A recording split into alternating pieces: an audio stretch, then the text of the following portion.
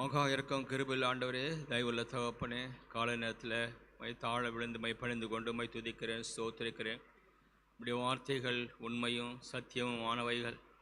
தகப்பனே, நீரே உண்மையும் சத்தியமாக எங்களுக்கு உம்முடைய குமாரனை வெளிப்படுத்தினதற்காக மக்கள் நன்றி செலுத்த மை துதிக்கிறேன் ஆண்டவரே.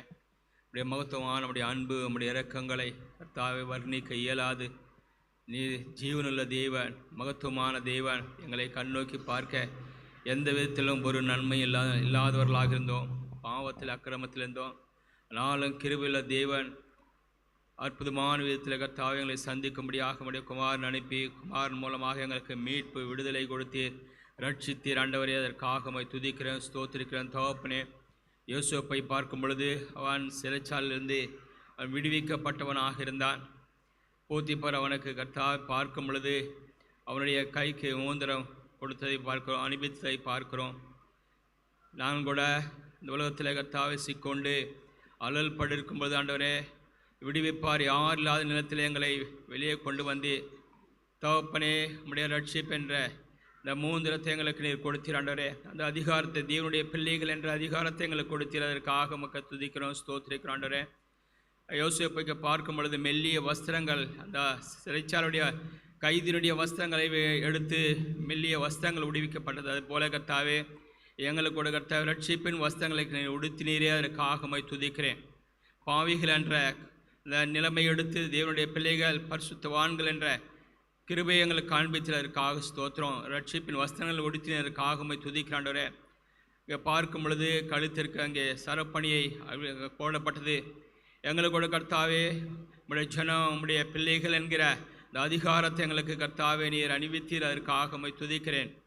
தகப்பனே, பார்க்கும் பொழுது விதமாக அவனை ரதத்தில் கூட்டி செலுத்தி கர்த்தாவே தேசத்தில் எல்லாம் அவனை பணிந்து கொள்ளும்படியாக செய்தீர். கர்த்தாவே, இந்த உலகத்தில் யாருக்கு இல்லாத இந்த பெரிய ஸ்லாகி ரட்சிப்பு எங்களுக்கு நீர் கொடுத்தீரண்டவரே. தகப்பனே, தேவனுடைய பிள்ளைகள் தேவனை ஆராதிக்கிற ஜனங்களாக எங்களை மாற்றினதற்காக மை துதிக்கிறேன், ஸ்தோத்திரிக்கிறேன். இவ்வளோ பெரிய ஸ்லாகம் எங்களை கொடுத்ததற்காக மை துதிக்கிறாண்டவரே.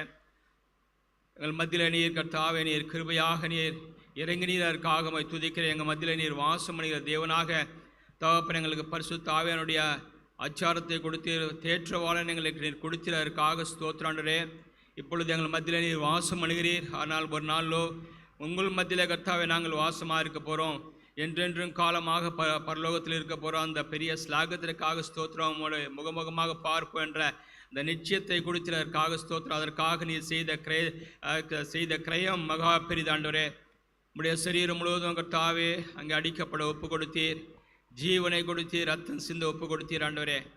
இதுமாக கர்த்தாவே துரோகிகளுக்கு, அநியாயக்காரர்களுக்கு, மோசக்காரர்களுக்கு நீர் செய்த பெரிய ஸ்லாகியம் கர்த்தாவே. உம்முடைய பிள்ளைகள், உம்முடைய சொத்து, உம்முடைய ஜனம் என்று அழைக்கும்படியான ஸ்லாகத்தை கொடுத்ததற்காக உம்மை துதிக்கிறேன். நீர் கொடுத்த மீட்புக்காக, விடுதலைக்காக, ரட்சிப்புக்காக ஆண்டவரே. எங்களுடைய பாவத்தை நீர் சுமந்து மரித்து அடக்கமட்டு உயிர்த்திருந்த தேவனாக இருக்கிறபடியால் அந்த வெற்றி எங்களுக்கு எங்களுடைய வெற்றியாக நீர் மாற்றி தந்திரதற்காக துதிக்கிறேன். கர்த்தாவே, இதோ எல்லாவற்றையும் புதிதாக என்ற பெரிய இந்த ஜீவனுள்ள வார்த்தைக்காக ஸ்தோத்திரம். கர்த்தாவே, அங்கே மரிக்கிற எங்களை கர்த்தாவே சாவாமை உள்ளவர்களாக எங்களை மாற்றினீர். எங்கள் மேலே கர்த்தாவே மரணம் ஆளுகை செய்ய முடியாது, பாவம் ஆளுகை செய்ய முடியாத விதமான கர்த்தாவே ஆளுகை எங்கள் மேலே நீர் வைத்திருக்கிறதற்காக, முடிய ஆளுகை எங்களுக்கு கொடுத்ததற்காக துதிக்கிறோம்.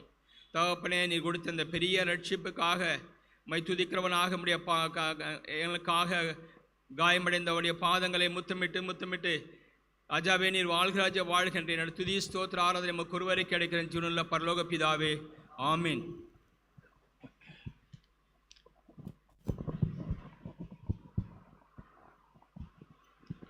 எல்லோரும் எழுந்திருந்து ஒரு பாடலை நாம் பாடுவோம்.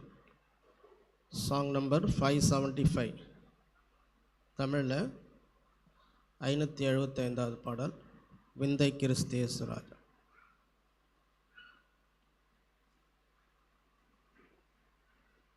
நெவில்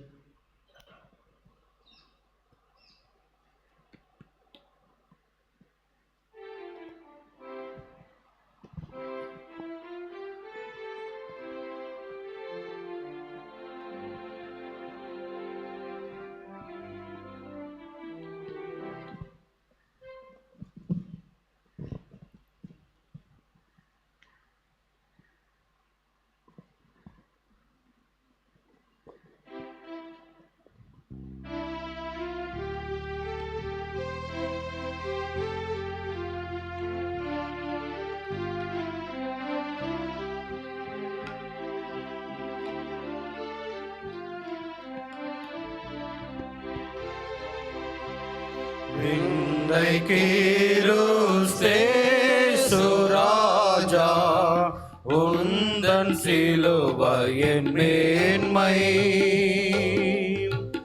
உந்தன் சிலுவையின் மேன்மை. சுந்தரமிகும்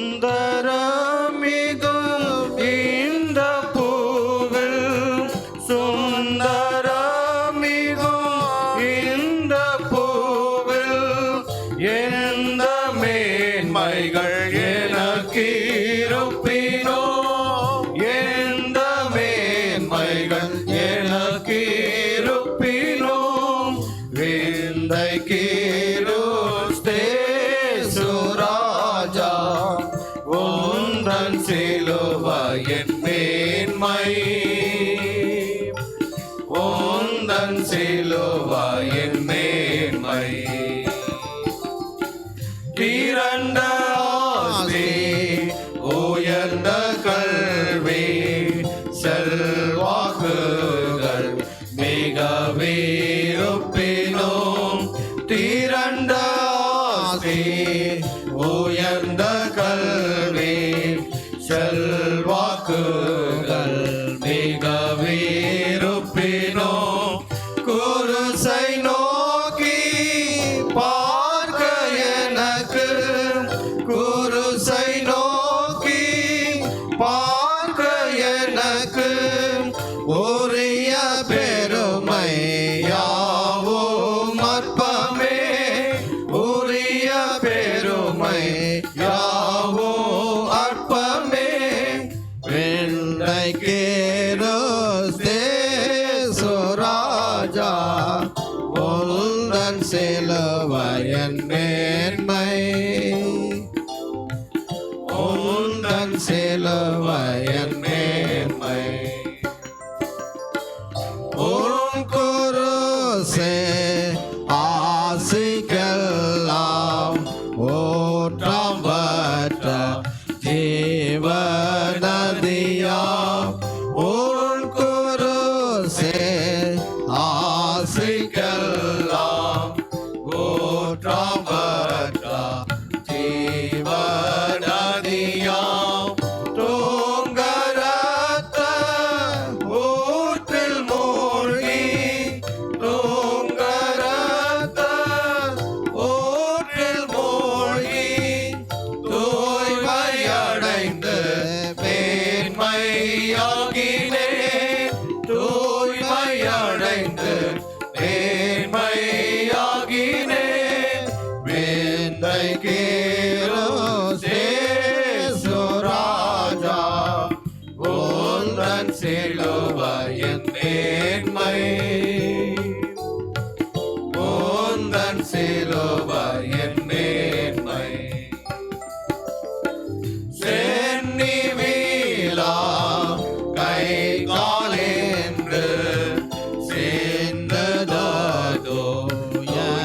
யாரோடன்பு, சென்னி வீலா கை காலென்று சேர்ந்ததோ யாரோடன்பு. மன்னாயிதை போன்ற காட்சி, மன்னாயிதை போன்ற காட்சி ஏனாலிலுமே எங்கும் காணே, ஏனாலிலுமே எங்கும் காணே. வேந்தைக்கு ராஜா உந்தன் சிலுவையின் மேன்மை, உந்தன் சிலுவையின் மேன்மை. இந்த வேந்தை அன்பு கீழாய் என்ன காணிக்கை ஏந்திடுவேன். இந்த வேந்தை அன்பு கீழாய் என்ன காணிக்கை ஏந்திடுவேன். என்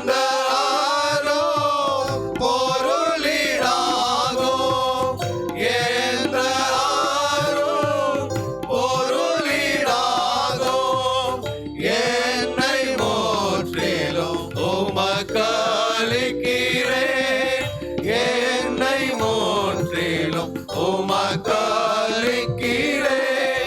விண்ணைக்கேரோஸ்தே சுராஜா, உந்தன் சிலுவையின் மேன்மை, உந்தன் சிலுவையின் மேன்மை. விண்ணைக்கேரோஸ்தே சுராஜா, உந்தன் சிலுவையின் மேன்மை, உந்தன் சிலுவையின் மேன்மை. சுந்தரமிகோ இந்த பூவில், சுந்தரமிகோ இந்த பூவில், எந்த மேன்மைகள் எனக்கிருப்பினோ, எந்த மேன்மைகள் எனக்கிருப்பினோ, விண்ணைக்கேரோஸ்தே சுராஜா, உந்தன் சிலுவையின் மேன்மை,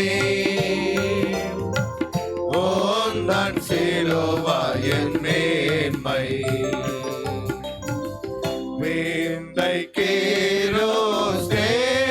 சுராஜா, உந்தன் சிலுவையின் மேன்மை, உந்தன் சிலுவையின் மேன்மை.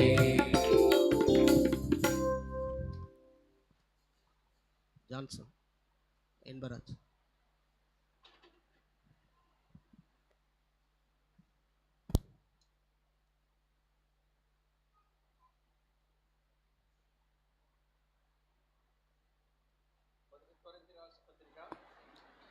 మొదటి కొరింథీయులకు రాసిన పత్రిక 11వ అధ్యాయము 23వ వచనం నుంచి 28వ వచనం వల్ల మనం మార్చి చదువుకుందాం.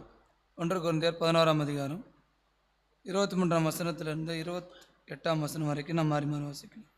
पहला कुरिन्थियों की पत्री 11 अध्याय उसका 23 वचन से 29 वचन तक हम बारी बारी करके पढ़ेंगे. నేను మీకు అప్పగించిన దాన్ని ప్రభువులో పొందితిని, ప్రభువైన యేసు తాను అప్పబడిన రాత్రి ఒక రొట్టెను ఎత్తుకుని కృతజ్ఞతలు చెల్లించి స్తోత్రం और धन्यवाद करके उसे तोड़ी और कहा, यह मेरी देह है और जो तुम्हारे लिए है, मेरे लिए स्मरण के लिए यही किया करो. ఆ ప్రకారమే భోజనం పిమ్మట ఆయన పాత్ర ఎత్తుకొని, ఈ పాత్ర రక్తం వల్ల కృత నిబంధన, మీరు దీనిని చేసినప్పుడల్లా నన్ను జ్ఞాపకం చేసుకుంటే దీన్ని చేయడానికి చెప్పాను. क्योंकि जब कभी तुम ये रोटी खाते हो और इस कटोरे में से पीते हो, तो प्रभु की मृत्यु को जब तक वह न आए प्रचार करते हो. కాబట్టి ఎవడు అయ్యేట ప్రభు యొక్క రొట్టె తినునో లేక ఆయన పాత్ర త్రాగునో వాడు ప్రభు శరీరం గురించి రక్తం గురించి అపరాధగును. इसलिए मनुष्य अपने आप को जो जांच ले और इसी रीति से इस रोटी में से खाए और इसी कटोरे में से पिए. అలాగే 31 వచనం 31 32 వచనాలు కూడా కలిసి చదువుకుందాం. 32 31 32 இரண்டு வசனங்களை சேர்ந்து வாசிக்கலாம். और इसी प्रकार हम 31 और 32 वचन भी सब मिलकर पढ़ेंगे.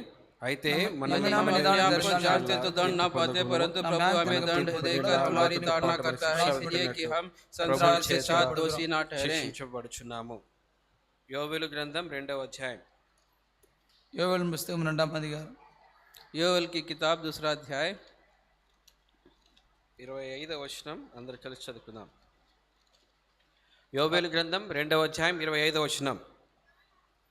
யோவேல் புஸ்தகம் 2ஆம் அதிகாரம் 25ஆம் வசனம். योवेल की किताब 2 अध्याय और उसका 25 वचन हम सब मिलकर पढ़ेंगे. మీరు కడుపార తిని जिस वर्ष में उपज की में பெரிய बुरे नामक टिड्डियां और एक और नामक टिड्डियां ने अर्थात बड़े बड़े दल के जिनको मैं समेत तुम्हारे बीच भेजा था खा ली थी, और उसी हानि जो तुमको भर दूंगा. ప్రభు సార్థ ప్రభు చూద్దాం. தேவனோட ஒத்தாசைக்காக தேவனை நோக்கி பார்க்கலாம். प्रभु की मदद के लिए हम उनकी ओर देखेंगे. తండ్రి పరిశుద్ధమైన దేవ, నీ పాదలకై మరోసారి స్తోత్రములు. ఏక సమయంలో మీ బల్ల చుట్టూ చేరి మిమ్మల్ని ఆరాధించుటకు మాకు అనుగ్రహించినటువంటి సమయాన్ని బట్టి నీ స్తోత్రములు. నా ఎడలో కూడా మీరు ఎంతగానో దయ చూపించి తోస్తొచ్చారు దేవా. మనుషుల చేత విసర్జించబడి త్రోసిపోయినప్పుడుగా, ఎన్నిక లేని వాడుగా, జ్ఞాపకం చేసే పరిస్థితుల మధ్య పరలోకమున దేవుడుగా నన్ను ప్రేమించిన దేవుడుగా నన్ను జ్ఞాపకం చేసుకొని మీ సొంత సమయంలో నా యొక్క చెర నుంచి, నా యొక్క పాపస్థితి నుంచి, నా వేదన నుంచి, నా కన్నీరు నుంచి, నా దుఃఖం నుంచి ప్రభా నన్ను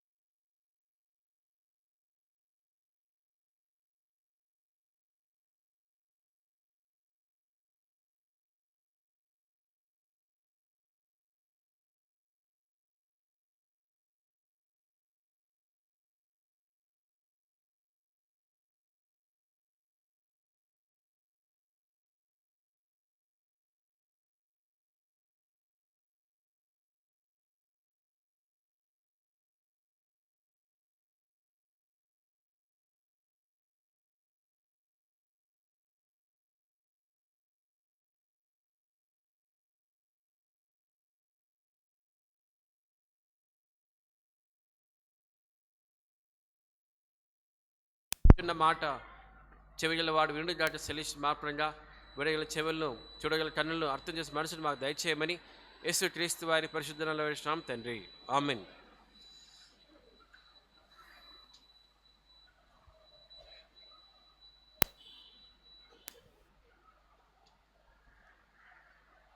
కీర్తన 90వ కీర్తన 15వ వచనం, ఇంకొక వచనం మనం చదువుకుందాం. மற்றொரு வசனத்தை நாம் சேர்ந்து வாசிக்கலாம். 90ஆம் சங்கீதம் 15ஆம் வசனம். और एक भाग हम पढ़ेंगे भजन संहिता 90 वर्स 15. 90ஆம் சங்கீதம் 15ஆம் வசனம். और उसका 15 पद. भजन संहिता 90 और उसका 15 पद. தேவரீர் எங்களை சிறுமைப்படுத்தின நாட்களுக்கும் நாங்கள் துன்பத்தை கண்ட வருஷங்களுக்கும் जितने वर्ष हम क्लेश भोगते आए उनमें से वर्ष हमको आनंद दे. దేవుడు ఈ యొక్క సంవత్సరం ఇచ్చిన వాగ్దానంలో యోవేలు 2:22లో దేవుడు మన జీవితంలో మిడతలు తీరివేసిన సంవత్సరాలను మరలా నీకు అనుగ్రహిస్తానని దేవుడు సెలవిస్తూ వచ్చాడు. நிதமாக ஆண்டவர் தாமே இந்த வருஷத்தில் நம்ம கொடுத்த வாக்குத்தத்தத்தில் யோவேல் புஸ்தகம் 2ஆம் அதிகாரம் 25 வசனத்தில் அவர் விளைவை அவர் திரும்ப அளிப்பேன் என்று அவர் சொல்லக்கூடியவராக இருக்கிறார்.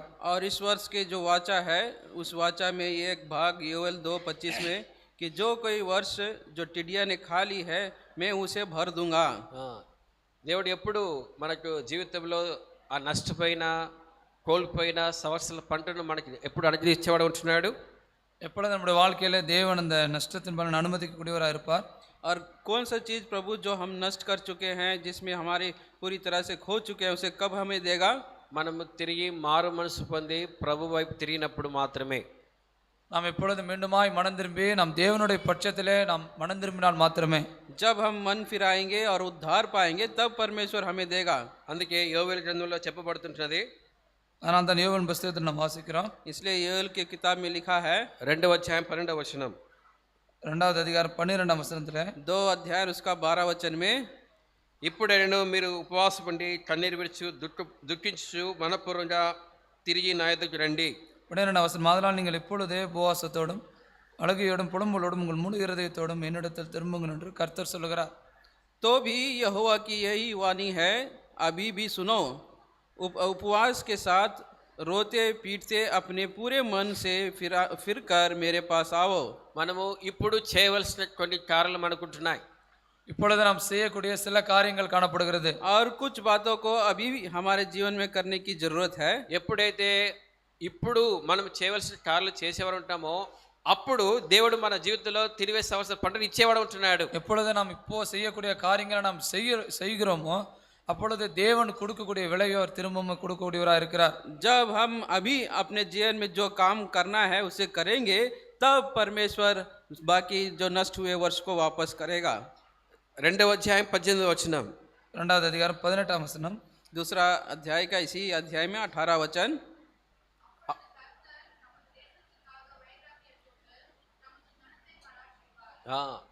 అక్కడ మాట గమనించండి, అప్పుడు. அதாவது இந்த வசனத்தை நாம் கவனிக்கும் போது அப்பொழுது என்று வாசிக்கிறோம். और इस 18 वचन में लिखा है तब.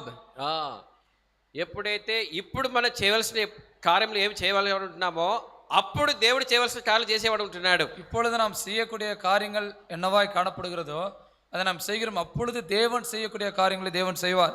जिस चीज़ों को हमें अभी करनी है, अगर हम उसे अभी करें तब परमेश्वर उसके काम को तभी कर देगा। ఇప్పుడు మనం చేయవలసిన విషయాలు మనం చేయకుండా తిరగకుండా ప్రభు దగ్గర పశ్చాత్తాపడకున్నట్లయితే దేవుడు మన జీవితంలో చేయవలసిన కార్యాలు అప్పుడు కాదు ఎప్పుడు చేయడు. இப்பொழுது நாம் செய்யக்கூடிய காரியங்களை நாம் செய்யாமல் தேவனிடத்தில் மனம் திரும்பாமல் தேவனிடத்தில் நம்மை நாம் சரி செய்து கொள்ளாமல் நாம் காணப்படுவோமானால் அப்பொழுதுல தேவன் எப்பொழுதுமே எதையுமே அவர் செய்ய மாட்டார். अगर हम अभी करने वाले काम को जैसे मन फिराना, पछताव करना, प्रभु के पास आना, अगर अभी नहीं करेंगे तो परमेश्वर तब वो जो काम उन्हें करना है वो कभी नहीं करेगा. అయితే దేవుడు మన ఎడల కూడా ఎంతో కరుణ గలవాడుగా దయగలవాడుగా మనకుంటున్నాడు. ஆனால் தேவன் நம் பட்சத்தில் எவ்வளோ இரக்கமுள்ளவராக தயவுள்ளவராக அவர் பொறுமையுள்ளவராய் காணப்படுகிறார். परंतु परमेश्वर हमारे पक्ष में कितना ही दया और अनुग्रह दिखाने वाला परमेश्वर है. 2వ అధ్యాయం 13వ వచనం రాయబడింది, దేవుడు కరుణా వాత్సల్య గలవాడు, శాంతమూర్తి, అత్యంత కృప గలవాడు, కీడు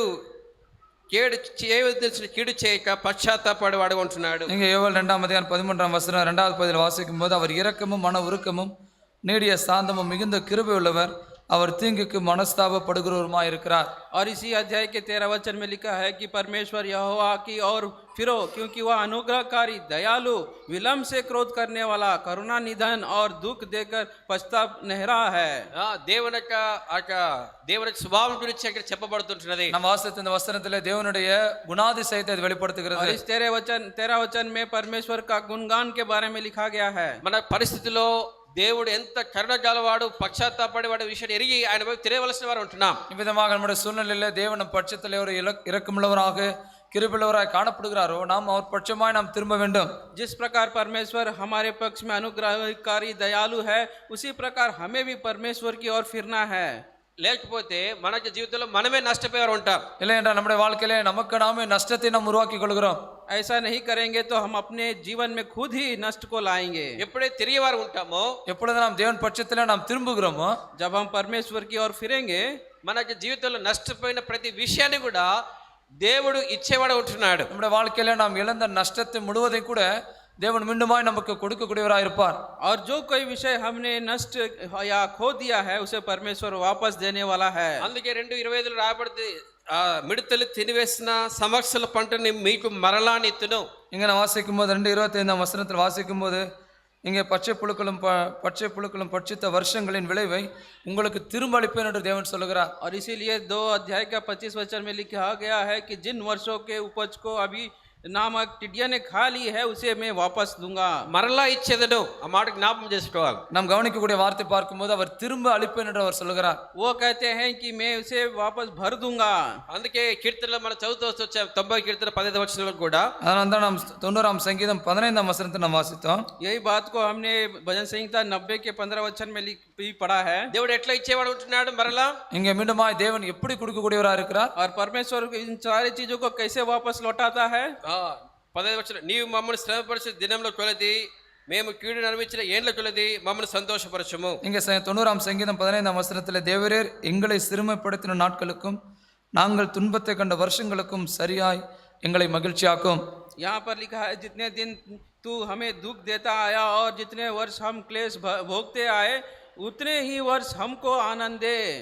ఎన్ని సంవత్సరాలు మేము శ్రమపడ్డామో, இங்கே எத்தனை வருஷங்கள் நாம் சிறுமைப்பட்டிருக்கிறோமோ, जितने वर्ष हमने क्लेश पाया है, ఎన్ని సంవత్సరాల కీడు అనుభవిస్తూ వచ్చామో, எத்தனை வருஷங்களுக்கு நாம் இங்கே தீங்கை நாம் அனுபவித்தோமோ, जितने वर्ष हमने दुख उठाया है, అన్ని సంవత్సరాలు తిరిగి మాకు సంతోషం కలగజేయమని అడుగుతూ వచ్చాడు. இங்கே அத்தனை வருஷங்களுக்கு மீண்டுமாக எங்களுக்கு மகிழ்ச்சியை உண்டாக்கும் என்று அவர் கேட்கிறார். और उतने ही वर्ष हमें आनंद दे करके लिखा गया है. ఆ సంవత్సరాలన్నీ తిరిగి మాకు దయచేయమని అడుగుతున్నాడు. மீண்டுமாக இழந்து போன அந்த வருஷங்களை மீண்டுமாய் கொடுக்கும்படி இங்கே கேட்கிறான். और उतने ही वर्ष हमें वापस लौटा दे करके कहा गया है. ఇదే ఈ దేవుల్లో నీకు నాకు నిరీక్షణ ఉంటున్నది. இதுதான் உனக்கும் எனக்கும் தேவனுக்குள்ளாய் இருக்கிற நம்பிக்கையாய் காணப்படுகிறது. यही आपको और मुझे परमेश्वर पे जो उम्मीद है यही है.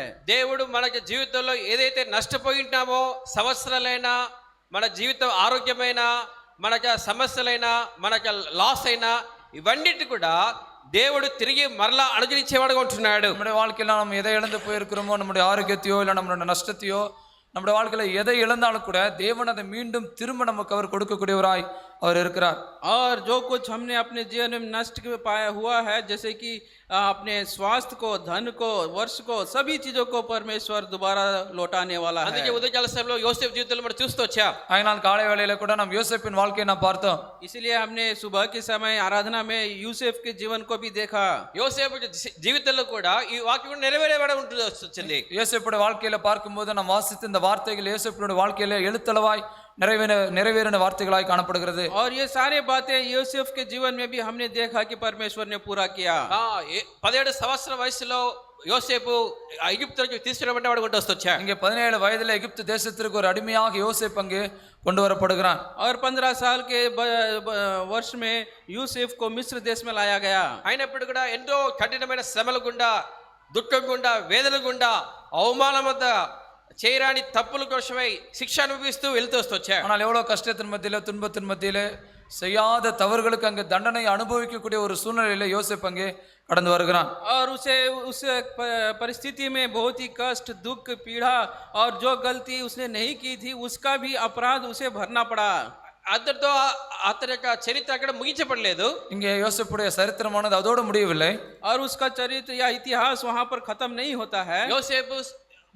యోసేపు 30 సంవత్సరాలు ఉన్నప్పుడు కూడా వచ్చిన తర్వాత రాజు ఎదుట నిలబడిన వాడుగా ఉంటూ వచ్చాడు. இங்கே யோசேப்பை பார்க்கும்போது 30 வயதாகும் பொழுது பார்வோனுக்கு முன்பாக, அதாவது ராஜாவாகிய பார்வோனுக்கு முன்பாக யோசேப்பு நிற்கிறவனாய் காணப்படுகிறான். और हम देखते हैं कि जब उसका 30 साल हुआ तो वो वहां के मिस्र के देश के फिरौन के सामने खड़ा हुआ। కాబట్టి తన జీవితంలో దాదాపు 15 సంవత్సరాలు వ్యర్థంగా ఉంటూ వచ్చాయి. தன்னுடைய வாழ்க்கையில பார்க்கும்போது கிட்டத்தட்ட 13 வருடங்கள் இங்கே விருதாவாயின் தன் வாழ்க்கை அவன் கழிக்கிறான்.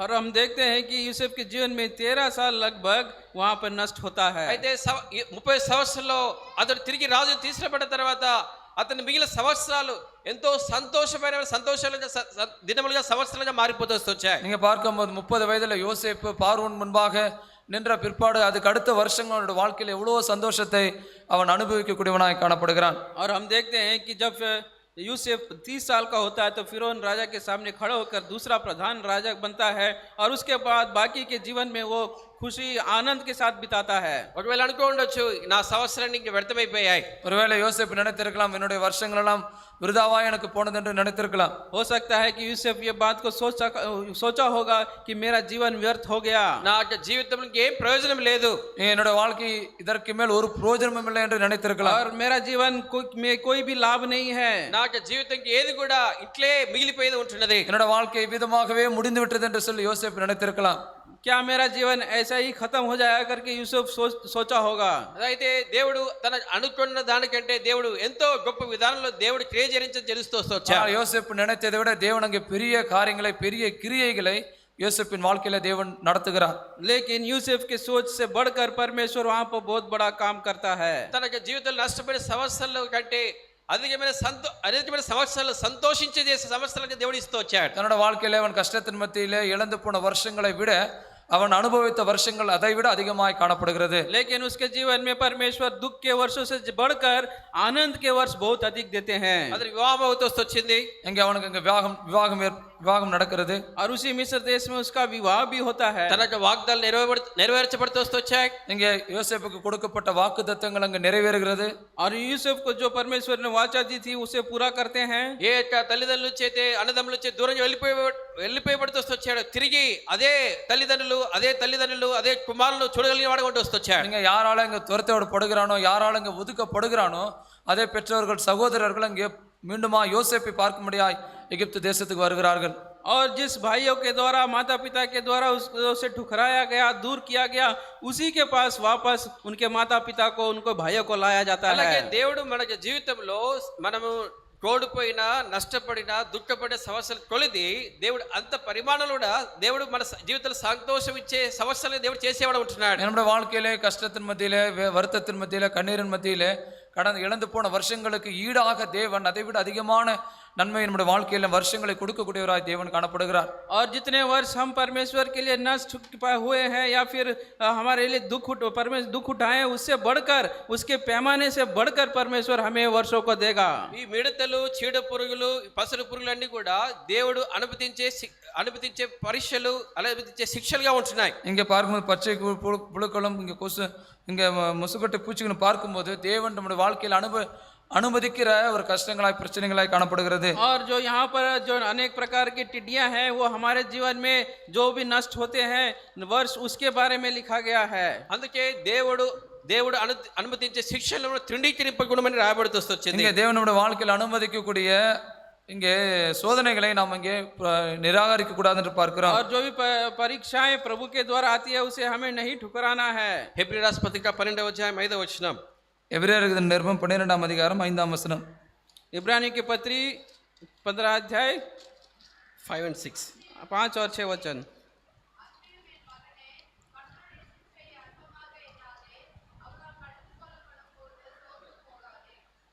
6 కూడా.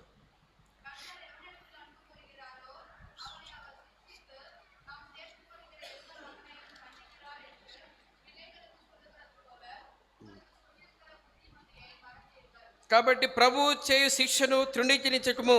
இங்கே கர்த்தருடைய சிட்சையை அற்பமா எண்ணக்கூடாது என்று பார்க்கிறோம்.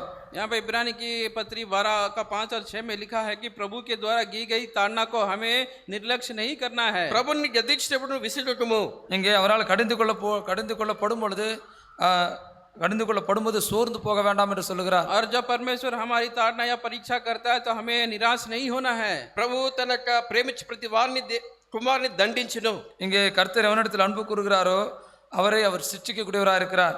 और जो पिता जिस पुत्र से प्रेम रखता है उसे ताड़ना भी देता है. దేవుని ప్రజలుగా దేవుడు మన జీవితంలో ఒక తండ్రిగా ఉండి ఒక మంచి గురువుగా ఉండి మన మేలు కోరి దేవుడు శిక్షించేవాడుగా మనల్ని గద్దించేవాడుగా మనల్ని దండించేవాడుగా ఉంటున్నాడు. நம்முடைய வாழ்க்கையில தேவன் பார்க்கும்போது ஒரு குருவாக ஒரு தகப்பனாக இருந்து நம்மை சிட்சிக்கக்கூடியவராக நம்மை கண்டிக்கக்கூடியவராக நம்முடைய வாழ்க்கையினுடைய நன்மைக்காக நம்மை சிட்சிக்கக்கூடியவராக காணப்படுகிறார். और हमारे जीवन में पिता परमेश्वर एक पिता के समान, एक अच्छे गुरु के समान हमें जब ताड़ना देता है, दंड देता है, शिक्षा देता है तो वो हमारी भलाई के लिए है.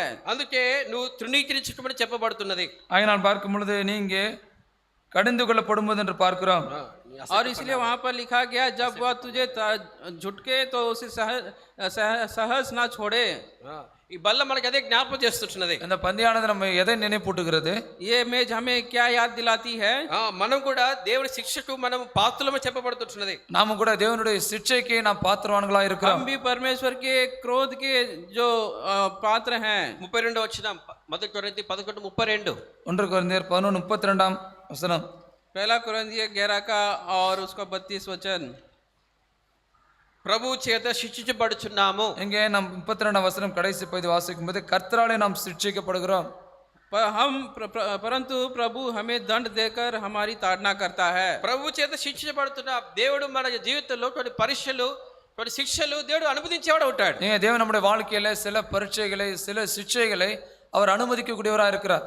परमेश्वर हमारे जीवन में कुछ परीक्षाएं या दंड हमारे जीवन में अनुमति देता है. ఎందుకు ఇస్తున్నాడు? எதற்காக தேவன் அனுமதிக்கிறார்? क्यों इन बातों को परमेश्वर अनुमति देता है? దేవుడు తిరిగి మన జీవితంలో కోల్పోయినవి తిరిగి ఆత్మీయంగా దేవునిలో బలపడడం కొరకు, దేవుడి దగ్గర కొరకు, మన జీవితంలో దేవుడు ఆత్మీయ ఆశీర్వాదం అనుగ్రహించి దేవుడు శిక్షించబడేవాడు ఉంటున్నాం. மீண்டுமாய் நம்முடைய வாழ்க்கையில் ஆவிக்கிற நன்மை நாம் பெற்றுக்கொள்ளும்படியாக நாம் இழந்து போன நன்மைகளை மீண்டுமாய் பெற்றுக்கொள்ளும்படியாக தேவன் சில சிட்சைகளை சில காரியங்களை தேவன் நம்முடைய வாழ்க்கையில் தேவன் அனுமதிக்கிறார். क्योंकि इन दंड या ताड़ना के द्वारा हम परमेश्वर के समीप आए, परमेश्वर की आशीष को पाएं और परमेश्वर जो हमें देना चाहता है उन भलाइयों को हम पाएं. ఈ శిక్షలు మన జీవితంలో ఆశీర్వాదాలు తీసుకొచ్చే ఉంటున్నాయి. தேவன் நம்முடைய வாழ்க்கையில் அனுமதிக்கக்கூடிய சிட்சைகளானது நம்முடைய வாழ்க்கையில ஆசீர்வாதத்தை நமக்கு கொடுக்கக்கூடியதா இருக்கிறது. और इन दंड के कारण परमेश्वर हमारे जीवन में आशीष लाना चाहता है. ఏ ఆత్మీయ జీవితంలో బైబిల్ అందులో ఉన్న ఏ వ్యక్తి కూడా దేవుడి శిక్ష పొందకుండా ఎవరు లేరు. இங்கே பரிசுத்த வேதாகமத்தில் நான் வாசிக்கும் போது எந்த ஒரு ஆவிக்குரிய நன்மை பெற்றுக்கொண்ட மனுஷனும் தேவனுடைய சிட்சையை பெறாமல் காணப்படவில்லை. और हम इस धर्मशास्त्र में देखते हैं ऐसा कोई भी व्यक्ति नहीं जो परमेश्वर के द्वारा दंड पाए बिना आशीष पाया है. దావీదు జీవితంలో ఎన్నో శిక్షలు దేవుని నుంచి అనుమతించబడుతూ వచ్చాడు. இங்கே தாவீதுடைய வாழ்க்கையில பார்க்கும்போது தாவீது எவ்வளவு தேவனாலே சிட்சைகள் அனுபவிக்கக்கூடியவனாய் காணப்பட்டான். दाऊद के जीवन में भी देखते हैं कि परमेश्वर उसके जीवन में बहुत सारे ताड़नाएं देता है. దాన్ని బట్టి ఇంకా ఆత్మీయమర్తిగా యథార్థ హృదయుడిగా దేవుని యొక్క ఆశీర్వాదాలు మేలు పొందిన వ్యక్తిగా మారుతూ వచ్చాడు. இங்க அது நிமித்தமாக இன்னும் தேவனுக்கு ஏற்ற பாத்திரமாய் தேவனாலே அநேக நன்மைகளை பெற்றுக்கொண்ட மனுஷனாய் தாவீது அங்கே மாறுகிறான். और इसके कारण दाऊद परमेश्वर के द्वारा आशीष के ताड़ना के कारण आशीष और अनेक तरह की भलाइयां को पाता है. అయితే వాటన్నిటిల మధ్య ఆ శిక్ష సమయంలో శిక్ష సంవత్సరంలో కూడా దేవుడు మన శిక్ష తర్వాత అవన్నీ కూడా దేవుడు తిరిగి ఇచ్చేవాడు ఉన్నాడు. இங்க பார்க்கும்போது தேவன் சிட்சை அனுமதிக்கும் போது சிட்சைக்கு அனுமதித்த அந்த வருஷங்களுடைய விளைவை சிட்சைக்கு பிற்பாடு தேவன் மீண்டுமாய் கொடுக்கக்கூடியவராக இருக்கிறார்.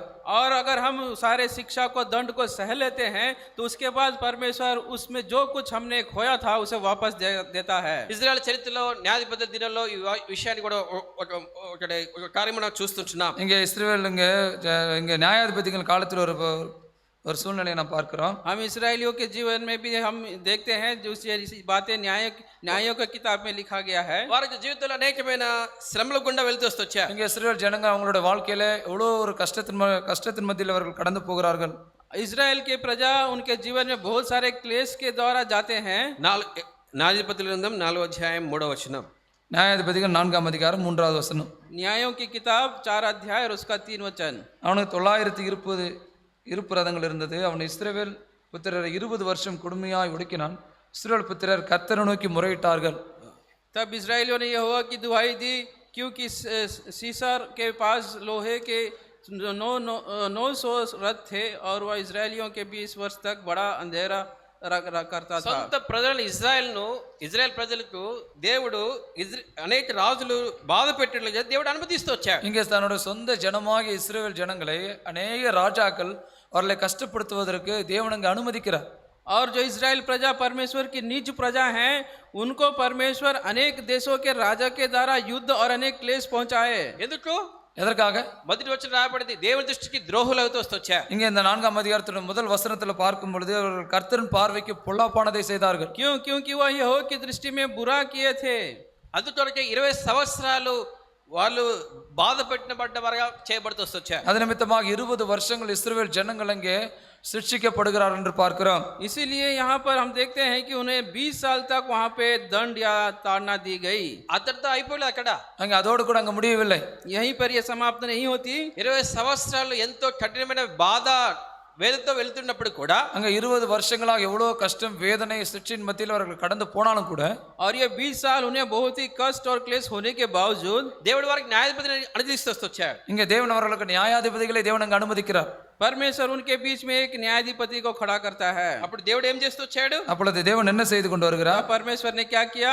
5వ అధ్యాయము 31వ వచనం. இங்கே 5ஆம் அதிகாரம் 31வது வசனம். 5 अध्याय के 31 वचन में लिखा है. கர்த்தாவும் பகைக்கிற யாவரும் இப்படி அழிய கடவர்கள், அவரில் அன்பு கூறுகிறவர்களோ வல்லமையோட உதிக்கிற சூரியனைப் போல் இருக்க கடவுள் என்று பாடினார்கள். తర్వాత దేశం 40 సంవత్సరాలు నిమ్మలంగా ఉండెను. இங்கே வாசிக்கும் 31வது வசனம் கடைசி பகுதியில் பின்பு தேசம் 40 வருஷம் அமைதலாக இருந்தது. और 31 वचन के आखिर बार में लिखा है फिर देश में 40 वर्ष तक शांति रही. ఎన్ని దినాలు శ్రమలు అనుభవిస్తూ వచ్చారు? ஆனால் அவர்கள் கஷ்டம் அனுபவித்த வருஷங்கள் எத்தனை வருஷங்கள்? और कितने साल तक उन्होंने क्लेश और पीड़ा को सहा? 20 సంవత్సరాలు. அவர்கள் 20 வருஷம் அங்கே சிட்சை அனுபவித்தார்கள். 20 साल. అయితే వాళ్ళకి నిమ్మలం పొందే సంవత్సరాలు ఎన్ని? ஆனால் அவர்கள் சமாதானமா இருந்த வருஷங்கள் எத்தனை? लेकिन उनके बीच में शांति का वर्ष कितने वर्ष था? ఎన్ని సంవత్సరాలు? 40 సంవత్సరాలు. 40 வருஷங்கள். 40 साल. శ్రమ ఎన్ని సంవత్సరాలు? இங்கே சிட்சை எத்தனை வருஷங்கள்? दंड कितना साल? 20 సంవత్సరాలు. 20 வருஷங்கள். 20 साल. దేవుడు వారికి ఇచ్చిన నెమ్మది ఎన్ని సంవత్సరాలు? 40 సంవత్సరాలు. ஆனால் தேவன் அவர்களுக்கு கொடுத்த நிம்மதி பார்க்கும்போது 40 வருஷங்களை தேவன் கொடுக்கிறார். और परमेश्वर ने उनको जो शांति दी वो कितने वर्ष तक था? 40 साल. వాళ్ళు నేర్చుకున్న పాఠం ఏంటి? அவர்கள் கற்றுக்கொண்ட பாடம் என்ன? उन्होंने क्या शिक्षा मिला? దేవునికి దృష్టికి యోగ్యంగా లేరు, ఇప్పుడు దేవుడు యోగ్యంగా మారుతూ వచ్చారు. இங்கே தேவனுடைய பார்வைக்கு பொல்லாப்பானதை செய்தார்கள், இப்பொழுது தேவனுடைய பார்வைக்கு அவர்கள் பாத்திரமாய் மாறினார்கள். और परमेश्वर के दृष्टि में बुरे थे लेकिन अभी वो परमेश्वर की दृष्टि में बदल गए. మొదటి విషయం 20 సంవత్సరాలు బదులుగా దేవుడు 40 సంవత్సరాలు సమాధానం ఇస్తూ వచ్చారు. இங்கே முதல் காரியமாய் பார்க்கும்போது 20 வருஷங்களுடைய சிட்சைக்கு மாறாக தேவன் 40 வருஷத்துக்குரிய சமாதானத்தை நிம்மதியை தேவன் இஸ்ரவேல் ஜனத்திற்கு கொடுக்கிறார். और परमेश्वर उनके 20 साल के जो कष्ट है उस बुरे दिनों के बदले में 40 साल का शांति देता है. దేవుడు ఆ తినివేసిన సంవత్సరాల పంటను ఇచ్చాడు వారికి. இங்கே தேவன் அங்கே விளைச்சலுடைய பலனை அங்கே கொடுக்கிறார். और परमेश्वर जो कुछ वर्षों को टिड्डियों ने खाया था उसे वापस दे दिया. రెండో విషయం మనం గమనించినప్పుడు இரண்டாவது விஷயமா பார்க்கும்போது दूसरा विषय हम देखते हैं యాకోబు గ్రంథం 5వ అధ్యాయం. யாக்கோபின் புஸ்தகம் 5ஆம் அதிகாரம் याकूब की पत्री 5 अध्याय. యాకోబు గ్రంథం 5వ అధ్యాయము याकूब की पत्री 5 अध्याय 17-18 వచనాలు. யாக்கோபு நிருபம் 5ஆம் அதிகாரம் 17-18 வசனங்கள். எலியா என்பவன் நம்மை போல பாடுள்ள மனுஷனாயிருந்தும் மழை பெய்யாதபடிக்கு கருத்தாய் ஜெபம் பண்ணினான். அப்பொழுது 3 வருஷம் 6 மாதமும் பூமியின் மேல் மழை பெய்யவில்லை. மறுபடியும் ஜெபம் பண்ணினான். அப்பொழுது வானம் மழையை பொழிந்தது, பூமி தன் பலனை தந்தது. और यहाँ पर हम देखते हैं कि यहाँ पर जो विश्वास की प्रार्थना के द्वारा रोगी चंगा हुए और वहाँ पर वर्ष हुआ. ఇక్కడ కూడా దేవుడు ఇజ్రాయెల్ ప్రజలకి 3.5 సంవత్సరాలు వర్షం లేకుండా చేస్తూ వచ్చాడు. இங்கே நான் வாசித்த இந்த வசனத்தில் பார்க்கும்போது இஸ்ரவேல் ஜனங்களுக்கு 3.5 ஆண்டுகள் அங்கே மழையை தேவன் அனுமதிக்கவில்லை. और यहाँ पर हम देखते हैं कि इजराइल की प्रजा के लिए वहाँ पर 3 साल तक बारिश नहीं होती है. వర్షం అనుగ్రహించబడడం కూడా దేవుని యొక్క శిక్షనే. இங்கே வருஷத்தை அதாவது அவர்கள் மழையை அனுமதிக்காதது பார்க்கும்போது அதுவும் அவர்களுக்கு ஒரு சிக்ஷையாய் காணப்படுகிறது. अगर बारिश नहीं गिरता है तो वो भी प्रभु की ओर से एक शिक्षा है. దేవుడు తన ప్రజలకు వర్షం ఆ దేశంలో వర్షం లేకుండా చేస్తూ వచ్చాడు. இங்கே தேவன் பார்க்கும்போது அவருடைய ஜனங்களுக்கு அந்த தேசத்திலே மழையை தேவன் அனுமதிக்கவில்லை. और यहाँ पर हम देखते हैं परमेश्वर अपने प्रजा को 3 साल तक बारिश नहीं देता है. అందుక దేశం అంతా ఎంతో కరువులో ఉంటూ వస్తొచ్చింది. அதன் நிமித்தமாக அந்த மழை அனுமதிக்காத சூழ்நிலையிலே அந்த தேசம் முழுவதும் பஞ்சத்தினால் காணப்பட்டது. और वहाँ पर 3 साल बारिश नहीं हुआ, इसलिए वहाँ पर सूखा था. దేవుడు ఎందుకంటే దేవుని యొక్క ప్రజలు దేవుని విడిచిపెట్టి వెళ్ళిపోతూ వచ్చారు. எதற்காக தேவன் அதை அனுமதித்தார் என்று பார்க்கும்போது தேவனுடைய ஜனங்கள் தேவனை விட்டு விட்டார்கள் என்று பார்க்கிறோம். प्रभु ने इस परिस्थिति को क्यों अनुमति दी? क्योंकि वहाँ उनकी प्रजा परमेश्वर को छोड़कर चले गए थे. బయలు దేవతలు పూజించడం ఆరంభిస్తూ వచ్చారు. இங்கே பார்க்கும்போது அவர்கள் இங்கே தேவதை வணங்கினதாக நாம் பார்க்கிறோம். और वो अभी बैल देवी देवताओं की पूजा करने लगे थे. దేవుడే వర్షంను ఇచ్చేవాడు అనే విషయాన్ని మర్చిపోయిన వారుగా బయలును పూజించి బయలుకు ఆశీర్వాదం పొందడానికి వాళ్ళు వెళ్తూ వస్తొచ్చారు. இங்கே தேவனே அங்கே மழை அனுமதிப்பார் என்பதை அவர்கள் மறந்து அங்கே பாகால் தேவதை அங்கே வணங்கக்கூடியவர்களாய் காணப்பட்டார்கள். और वो ये बात को भूल गए थे कि परमेश्वर स्वयं ही वर्षा देने में बारिश देने वाले परमेश्वर हैं. इस बातों को भूल कर और बैल देवता को पूजने चले गए थे. 3.5 సంవత్సరాలు దేశం ఎండిపోయినది. இங்கே 3.5 வருஷங்கள் அங்கே இந்த தேசமானது அங்கே மழை இல்லாத நிமித்தமாக அங்கே வடிந்து இங்கே காய்ந்து போகிறது. और 3 साल बिना बारिश का वहाँ पर सूखा पड़ गया था. ఆ సమయంలో వారు కూడా ఎలియా వాళ్ళకి సవాలుగా చెప్తూ వచ్చారు, మీరు ఎన్నాళ్ళు 2 తలుపుల మధ్య కుడ్డిగా నడిచెదరు. அப்பொழுது எலியா அவங்களை பார்த்து நீங்கள் 2 நினைவுகளால் குந்தி நடக்கிறீர்கள் என்று சொல்லி அந்த ஜனங்களை அங்கே எலியா கடிந்து கொள்கிறான். तब एलिया को प्रभु खड़ा कर उन प्रजाओं से बातें करता है कि तुम कितने दिन तक 2 विचारों के बीच में भटकते रहोगे. దేవుడు మళ్ళీ వారు జాలి చూపిస్తూ వచ్చాడు. தேவன் மீண்டுமாக அவர்கள் பட்சத்திலே தம்முடைய இரக்கத்தை காண்பிக்கிறார். फिर से परमेश्वर उन पर अनुग्रह करता है. మళ్ళీ ఎన్ని సంవత్సరాలు వర్షం ఇచ్చాడు? மீண்டும் அவர்களுக்கு எத்தனை வருஷங்கள் தேவன் மழையை கொடுத்தார்? फिर कितने वर्ष तक उनको बारिश मिला? 3.5 సంవత్సరాలు, 3.5 வருஷம், 3.5 साल. దేవుడు ఎన్ని సంవత్సరాలు వర్షం ఇవ్వకుండా ఉంటూ వచ్చాడో, தேவன் அவர்களுக்கு எத்தனை வருஷம் மழை கொடுக்காமல் இருந்தாரோ परमेश्वर ने जितने वर्ष उनको बारिश नहीं दिया, దేవుడు అదే సంవత్సరాల లెక్క ప్రకారంగా దేవుడు తిరిగి వర్షం ఇచ్చాడని రాయబడింది. அதே கணக்கின்படி அதே வருஷத்தினுடைய மழையை தேவன் மீண்டுமாய் அவர்களுக்கு கொடுத்தார் என்று சொல்லி எழுதப்பட்டிருக்கிறது. और उसी हिसाब के मुताबिक परमेश्वर फिर से उनके बीच में 3.5 साल का बारिश दिया. దేవుడు కోల్పోయినవన్నీ కూడా దేవుడు మరలా ఇచ్చేవాడు. இங்கே இழந்து போன எல்லாவற்றையும் கூட தேவன் அங்கே மீண்டுமாய் கொடுக்கக்கூடியவராக இருக்கிறார். और जो कुछ हमने खोया है उसे फिर से प्रभु वापस लौटाने वाला परमेश्वर దేవుడు है. తిరిగి వారికి ఆకాశం ద్వారం తెరుస్తూ వచ్చాడు. மீண்டுமாய் அங்கே தேவன் அங்கே பார்க்கும்போது ஆகாயத்தின் வாசல் இங்கே திறக்கக்கூடியவராக இருக்கிறார்.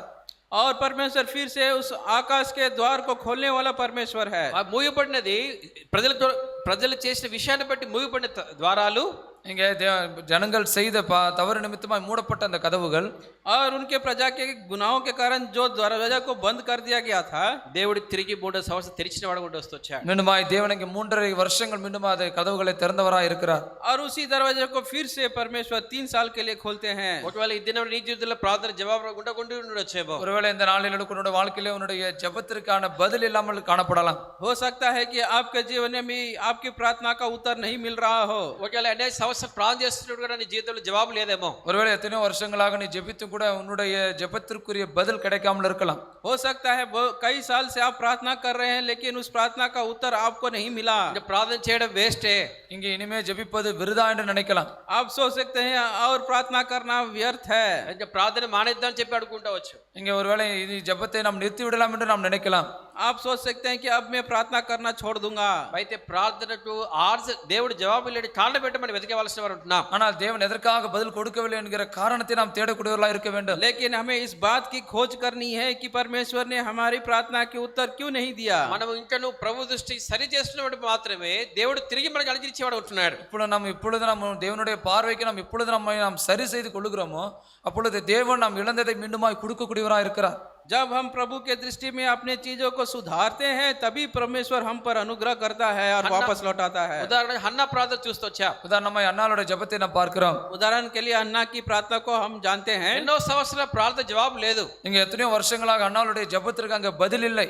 कई साल से हन्ना प्रार्थना कर रही है लेकिन उसका प्रार्थना का उत्तर नहीं मिला. ఆమె తన జీవితంలో తన సొంత అవసరం కాకుండా ఇప్పుడు దేవుని అవసరం చూసి ప్రార్థన చేసినప్పుడు இங்க அன்னாளை பார்க்கும்போது தன்னுடைய வாழ்க்கையில தன்னுடைய தேவைக்காக ஜெபிக்காமல் தேவனுடைய தேவைக்காக ஜெபிக்க ஆரம்பிக்கும் போது जब हन्ना अपने जरूरत को के लिए प्रार्थना करना छोड़कर परमेश्वर की जरूरत के लिए प्रार्थना करती है. దేవుడు ఆమెను మనవి ఇంటి వస్తూ వచ్చాడు. இங்கே தேவன் இங்கே அன்னாளுடைய ஜெபத்தை கேட்கிறார்.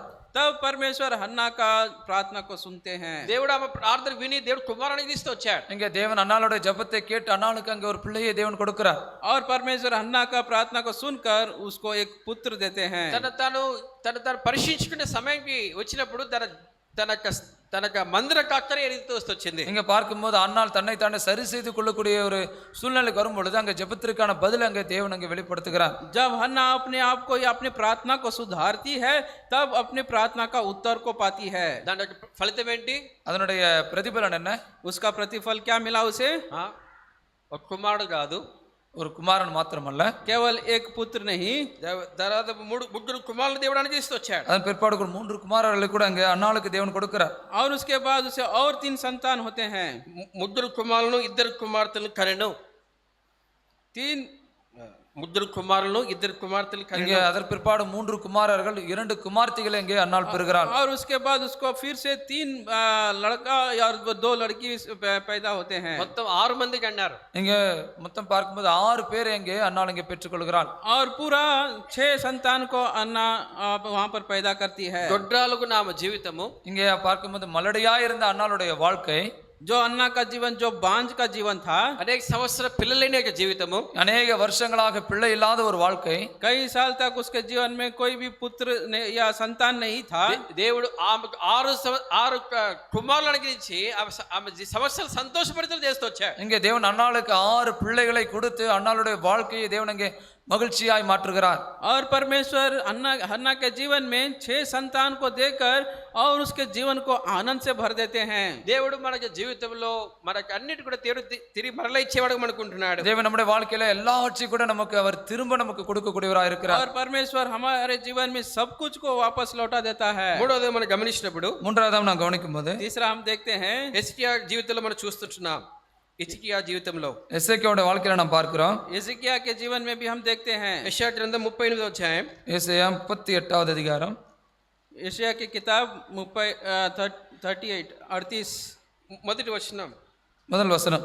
और उसका पहला वचन, அந்நாட்கள் ஏசேக்கியா வியாதிப்பட்டு மரணத்துக்கு ஏதுவாயிருந்தான். அப்பொழுது ஆமோத்தின் குமாரனாக ஏசாயா என்னும் தீர்க்கதரிசி அவனிடத்தில் வந்து அவனை நோக்கி, நீர் உமது வீட்டு காரியத்தை ஒழுங்குபடுத்தும், நீர் பிழைக்க மாட்டீர், மரித்து போவீர் என்று கர்த்தர் சொல்லுகிறார் என்றான். यशायाह 38 का एक वचन, उन दिनों में हिजकिय्याह ऐसा रोगी हुआ कि वह मरने पर था. तब आमोस के पुत्र यशायाह नबी ने उसके पास जाकर कहा, यहोवा यूं कहता है, अपने घराने के विषय जो कुछ आज्ञा देकर उसी के क्योंकि तुम ना बचेगा, मरी जाएगा. హిజ్కియా జీవితంలో మరణకరమైన రోగం వచ్చి ఉంటున్నది. இங்கே எசேக்கியாவுடைய வாழ்க்கையில மரணத்துக்கு ஏதுவான ஒரு வியாதி அங்கே வருகிறது. और हिजकिय्याह के जीवन में भी एक मृत्यु के जैसा एक रोग उसे लगता है. ఏంటి ఆ దేవుడి నుంచి వచ్చే శిక్ష ఏంటి? இங்கே தேவன் கொடுக்கிற சிக்ஷை என்ன? यहाँ पर हिजकिय्याह को परमेश्वर कौन सा शिक्षा देता है? మరణ రోగము. இங்கே மரணத்துக்கு ஏதுவான வியாதி அங்கே வருகிறது. और मृत्यु जैसा रोग. దేవుడు కూడా మన జీవితంలో శిక్షించడానికి రోగాలు కూడా అనుమతించేవాడు ఉంటాడు. இங்கே தேவனுடைய வாழ்க்கையில சிக்ஷை என்று பார்க்கும்போது இங்கே சில வியாதிகளை தேவன் அங்கே அனுமதிக்கிறார். और परमेश्वर हमारे जीवन में कौन सी शिक्षा देता है? कभी कभी रोगी बनाता है. అయితే ఇస్కియా కూడా తన జీవితంలో ఈ మరణ వ్యాధి తన జీవితంలో ఉంటూ వచ్చింది. இங்கே எசேக்கியாவோட வாழ்க்கையில மரணத்துக்கு ஏதுவான ஒரு வியாதியில் அங்கே எசேக்கியா காணப்படுகிறான். और हिजकिया के जीवन में भी मृत्यु तक जाने वाला एक रोग उसे लगता है. 27 వచ్చిన పుండు అని రాయబడుతూ వచ్చింది 21 లో. 26 வசனத்தில் பார்க்கும்போது పుండు 21 చదువు 21 38 21 38ஆம் அதிகாரம் 26ஆம் வசனம், அத்திப்பழத்தை அடையே கொண்டு வந்து பிளவையின் மேல் பற்று போடுங்கள், அப்பொழுது பிழைப்பார் என்று. பிளவை పిల్లవి పుండు మీద పెట్టమని చెప్తూ వచ్చాడు. அதாவது அந்த புண் மீது வைக்க வேண்டும் என்று यहाँ சொல்லப்படுகிறது. पर लिखा गया उसे एक फोड़ा हुआ था, जो फोड़े मृत्यु का कारण बना. ఈ రాజుకు ఎంతో మంచిగా ఉండేవారు రాజే, అయినప్పటికీ కూడా దేవుడు ఒక పుండును అనుమతిస్తూ వచ్చాడు. இங்கே ராஜா மிக ஆரோக்கியமாய் காணப்பட்டாலும் கூட இந்த எசேக்கியா ராஜனுடைய வாழ்க்கையில தேவன் அங்கே ஒரு புண்ணை அங்கே அனுமதிக்கிறார். और राजा को देखेंगे तो राजा बहुत ही स्वस्थ होते हैं, लेकिन यहाँ पर हिजकिया के जीवन में परमेश्वर ने एक फोड़े को वहाँ पर अनुमति दी. అయినప్పుడు కూడా ఏం చేస్తూ వచ్చాడు? ஆனால் கூட அந்த எசேக்கியா என்ன செய்து வருகிறான்? लेकिन वहाँ पर उसने क्या किया? దేవుని వైపు తిరిగి ప్రార్థన చేస్తూ వచ్చాడు. இங்கே தேவனை நோக்கி ஜெபிக்கக்கூடியவனா இருக்கிறான். और वो परमेश्वर की ओर फिरा और प्रार्थना किया. 38వ అధ్యాయం 2వ వచనం. 38ஆம் அதிகாரம் 2ஆம் வசனம், அப்பொழுது எசேக்கியா தன் முகத்தை சுவர்புறமாக திருப்பி கொண்டு கர்த்தரை நோக்கி, అతడు తన ముఖమును గోడ తట్టు త్రిప్పుకొని, और वो अपना मुंह को दीवार की ओर फिर कर यहोवा की ओर प्रार्थना करने लगा. 5వ వచనంలో కన్నీళ్లు విడిచి ప్రార్థన చేస్తూ వచ్చాడు. இங்கே 5ஆம் வசனத்தில் வாசிக்கும் போது 2வது பகுதியிலே அவன் கண்ணீர் விட்டு ஜெபித்ததாய் பார்க்கிறோம். और 5 वचन में हम देखते हैं कि हिजकिया आंसू बहाकर प्रार्थना कर रहा था. దేవుడు అతని ప్రార్థన కూడా అంగీకరిస్తూ వచ్చాడు. இங்கே தேவன் அங்கே எசேக்கியாவோட ஜெபத்தை தேவன் அங்கே அங்கீகரிக்கிறார். और परमेश्वर हिजकिया के प्रार्थना को सुना. ఎన్ని సంవత్సరాల రోగంతో ఉన్నాడో మనకు తెలియదు, కానీ இங்கே இத்தனை வருஷங்கள் அவர் கேட்டான்னு தெரியாது. यहाँ पर कितने ఎన్ని సంవత్సరాలు తెలియదు. அதாவது அவருக்கு வியாதியில எத்தனை வருஷங்கள் அவர் இருந்தார் என்று நமக்கு தெரியாது. हमें ये बात नहीं पता कि वह कितने साल से रोगी या उनके घाव था. అయితే దేవుడు ఆ వ్యక్తికి 15 సంవత్సరాల దేవుడు అనుమతిస్తూ వచ్చాడు. ஆனால் அந்த தேவன் பார்க்கும்போது 15 வருஷங்களை தேவன் அவருக்கு கூட்டி கொடுக்கிறார். लेकिन हम इस बात को जानते हैं कि बाद में परमेश्वर ने उसके आयु में 15 साल को अधिक किया. 6వ వచనం, 6வது வசனத்துல ఇంకా 17 సంవత్సరాలు ఆయుష్ నీకు ఇచ్చేదను. இங்க 5ஆம் வசனம் கடைசி பகுதியில் வாசிக்கும் போது, இதோ உன் நாட்களோட 15 வருஷத்தை கூட்டுவேன். और इस प्रकार परमेश्वर ने उसके 15 साल आयु को बढ़ाया. ఆ పుండును బట్టి మరణ రోగం అతిథిలో ఏర్పడుతూ వచ్చింది, కానీ இங்க அந்த புண்ணியமித்தமாக மரண வியாதியானது எசேக்கியாவோட வாழ்க்கையில காணப்பட்டது. और उस घाव के कारण उसके जीवन में मृत्यु तक जाना पड़ा. అయితే దేవుడు ఆ రోగమును దేవుడు తొలగించి ఇంకా 15 సంవత్సరాలు దేవుడు ఇస్తూ వచ్చాడు. ஆனால் அந்த வியாதியை எசேக்கியாவோட வாழ்க்கையில தேவன் நீக்கிவிட்டு 15 வருஷங்களை கூடுதலாய் தேவன் கொடுக்கிறார். लेकिन परमेश्वर उस रोग को चंगा कर उसके जीवन में और 15 साल को जोड़ देते हैं. 15 సంవత్సరాల ఆరోగ్యం గల సంవత్సరాలు ఇస్తూ వచ్చాడు. இங்கே 15 வருஷங்கள் ஆரோக்கியமான ஒரு வாழ்க்கையை அங்கே தேவன் எசேக்கியாவுக்கு கொடுக்கிறார். और परमेश्वर उसको और 15 साल स्वस्थ जीवन देते हैं. ఈ దినాన నీ నా జీవితంలో ఎన్నో రకాల రోగాలతో పీడితపడి ఉండొచ్చు. இங்கே இந்த நாட்களோடு என்னுடைய வாழ்க்கையில கூட எப்படிப்பட்ட வியாதியிலே நம்ம இருக்கிறோம் என்று தெரியாது. हम ये नहीं जानते कि आप और मैं किस प्रकार के रोग से जा रहे हैं. అయితే ఒకవేళ అనేక దినాలు ప్రార్థన చేస్తుంటున్నామేమో, ஒருவேளை நாம் அநேக நாட்களை நாம் ஜெபித்து கொண்டு இருக்கலாம். हो सकता है हम कई दिनों से उसके बारे में प्रार्थना कर रहे हों. ప్రభువుకు తగినట్టు విధంగా మనం ప్రార్థన చేసేటప్పుడు నిశ్చయంగా దేవుడు మన రోగం తీసివేసేవాడు ఉంటున్నాడు. இங்கே தேவனுக்கு ஏற்றார் போல நாம் ஜெபிக்கும் பொழுது தேவன் நம்முடைய வாழ்க்கையில அந்த வியாதி எடுக்கக்கூடியவராக இருக்கிறார். अगर हम प्रभु की इच्छा के अनुसार अपने प्रार्थना को बदल देंगे तो परमेश्वर जरूर उस रोग को चंगा करेगा. ఈ వ్యాధి మరణం కొరకు రాలేదు. இங்கே இந்த வியாதியானது மரணத்திற்கு ஏதுவாய் வரவில்லை. ये जो रोग है मृत्यु के लिए नहीं आया है. లాజరు జీవితంలో వ్యాధి మరణం కొరకు రాలేదంట. இங்கே பார்க்கும்போது லாசருடைய வாழ்க்கையில மரணமானது அங்கே மரணத்திற்கு எதுவாய் வரவில்லை. हम देखते हैं कि जो लाजर का जीवन है उसमें उसका रोग जो है मृत्यु के लिए नहीं आया. దేవుడు అతన్ని బ్రతికించినవాడు అంటూ వచ్చాడు. இங்கே தேவன் இங்கே லாசரு உயிர்த்தெழுப்பினவராய் காணப்படுகிறார். परमेश्वर लाजरस को फिर से जिंदा करते हैं. మన జీవితంలో కోల్పోయిన సంవత్సరాలు దేవుడు వ్యాధి అయినా బలహీనతలైన ఎన్నో విషయాలు కూడా దేవుడు తిరిగి అనుగ్రహించేవాడు ఉంటున్నాడు. நம்முடைய வாழ்க்கையில் நாம் இழந்து போன வருஷங்கள் வியாதியின் மூலமாய் சரி எந்த காரியத்தின் நிமித்தமாக நாம் இழந்து போனாலும் தேவன் மீண்டுமாய் அவைகளை திரும்ப கொடுக்கக்கூடியவராய் அவர் இருக்கிறார். हमारे जीवन में कोई भी परिस्थिति हो, रोगी हो या फिर निर्बलता हो या नष्ट हो, किसी भी चीज को परमेश्वर दोबारा देने में सामर्थ्य है. ఆ రోగంలో కూడా మనం తిరిగి ప్రభువుకి తిరగవలసిన వారు ఉంటున్నాం. ఆ రోగంలో కూడా ప్రభువుకి తిరగవలసిన వారు ఉంటున్నాం. அந்த வியாதியின் மத்தியிலும் கூட நாம் மீண்டுமாய் தேவன் பட்சத்தில் நாம் திரும்பக்கூடியவர்களாக இருக்க வேண்டும்.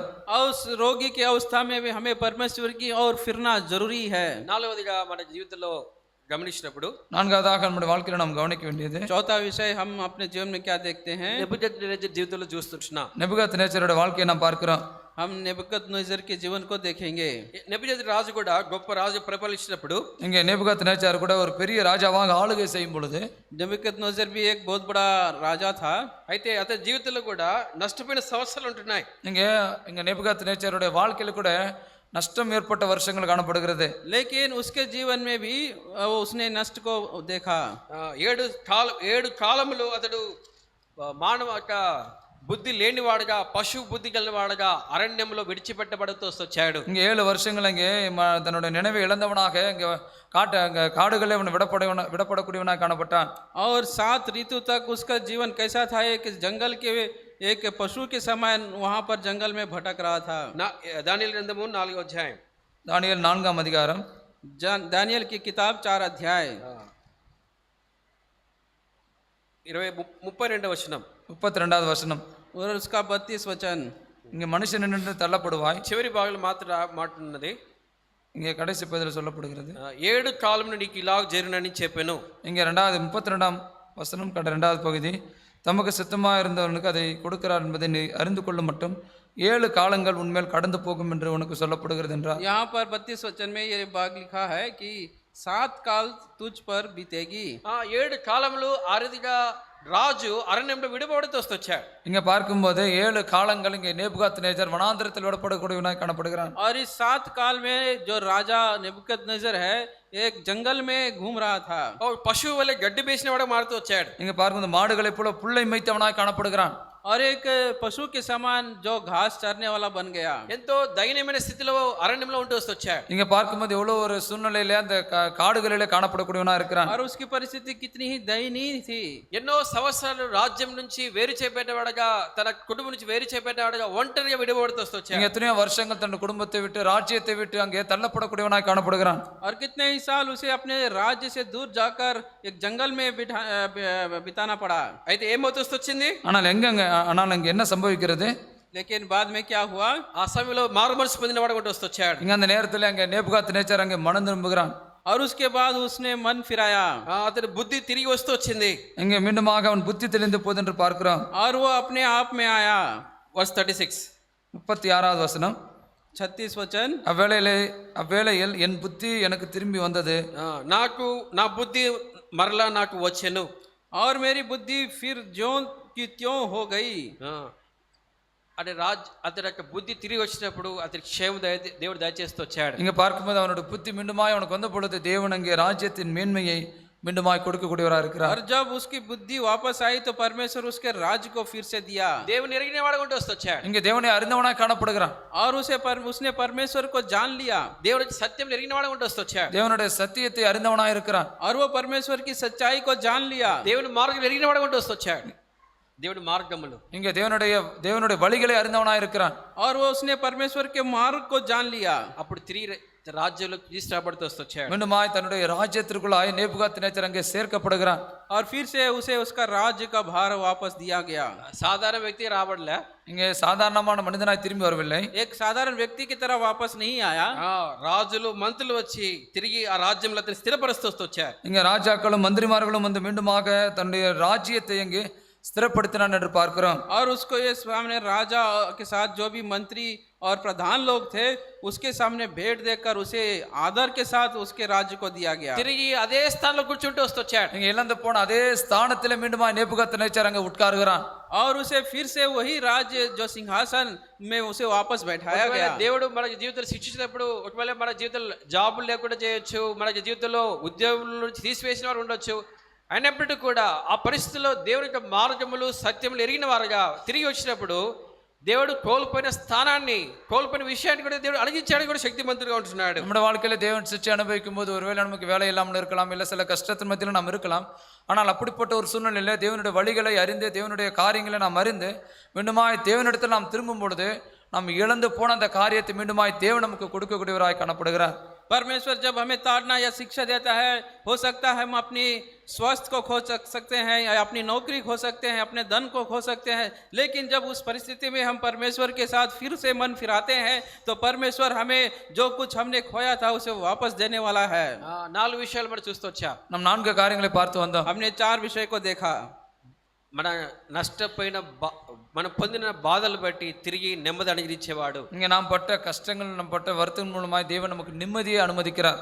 हमारे क्लेश के कारण परमेश्वर फिर से हमें शांति देता है. మనకు వర్షం దయచేయకుండా ఆకాశం మూగిపడిన స్థితిలో నుంచి దేవుడు తిరిగి వర్షం దయచేసే సంవత్సరాల దేవుడు అనుగ్రహించేవాడు ఉంటున్నాడు. இங்கே மழையை கொடுக்காமல் இங்கே தடைப்பட்ட அந்த வருஷங்களை மீண்டுமாய் தேவன் அந்த வருஷத்துடைய விளைவை தந்து மழையை நமக்கு அனுமதித்தவராய் காணப்படுகிறார். और बिना बारिश के 3 साल जो हमने खोया सूखे के कारण परमेश्वर फिर से हमें बारिश देकर हमें आशीष देता है. మూడోదిగా మరణకరమైన వ్యాధి గుండా వెళ్ళిన సంవత్సరం నుంచి దేవుడు మన జీవితంలో అది తీసివేసి ఆరోగ్యమైన సంవత్సరాల దేవుడు అనుగ్రహించేవాడు ఉంటున్నాడు. மூன்றாவதாக பார்க்கும்போது மரண வியாதியாக இருந்த அந்த வியாதியிலிருந்து தேவன் அங்கே நீக்கிவிட்டு கூடுதல் 15 வருஷங்கள் அங்கே ஆசீர்வாதமாய் கொடுக்கிறதை பார்க்கிறோம். और जो रोग हमारे मृत्यु का कारण बनने वाला था, जब हम मन फिराते हैं तो परमेश्वर उस रोग को चंगा कर हमें स्वास्थ्य देता है. మన జీవితంలో మన స్థానాన్ని, జాబ్ను, ఉన్న విషయాన్ని కూడా కోల్పోయి అరణ్యంలో ఉన్న వ్యక్తి జీవితంలో కూడా దేవుడు తిరిగి సమకూర్చి అదే స్థానంలో నిలబెట్టిన వాడుగా ఉంటూ వచ్చాడు. இங்கே விதமாக நேபுகாத்நேச்சார் இழந்து போன அந்த ஸ்தானத்துக்கு மீண்டுமாய் தேவன் கொண்டு வந்தார். அவ்விதமாக நம்முடைய வாழ்க்கையில்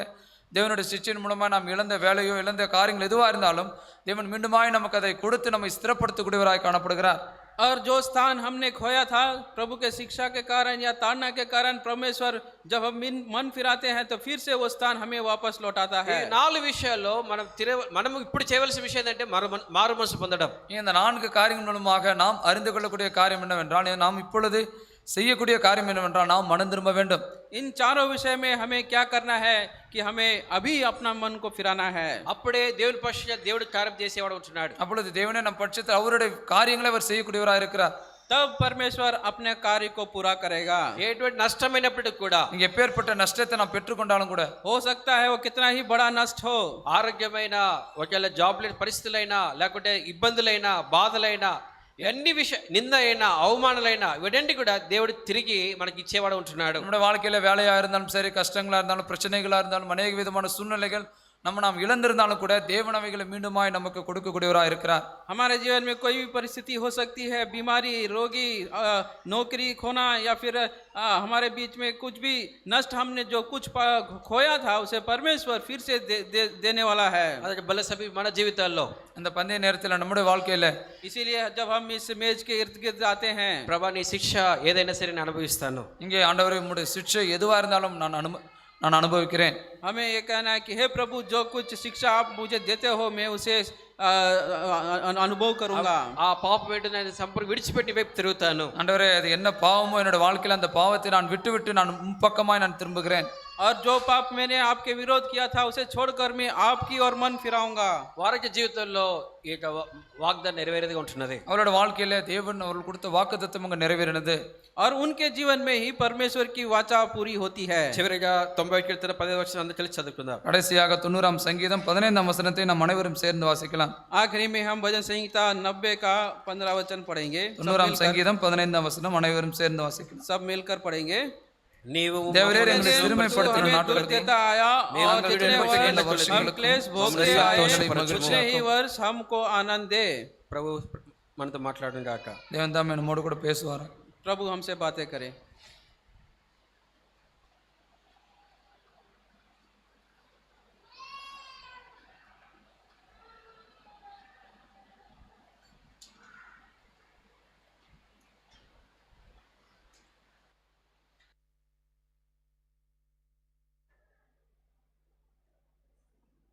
ஜெபம் செய்வோம்.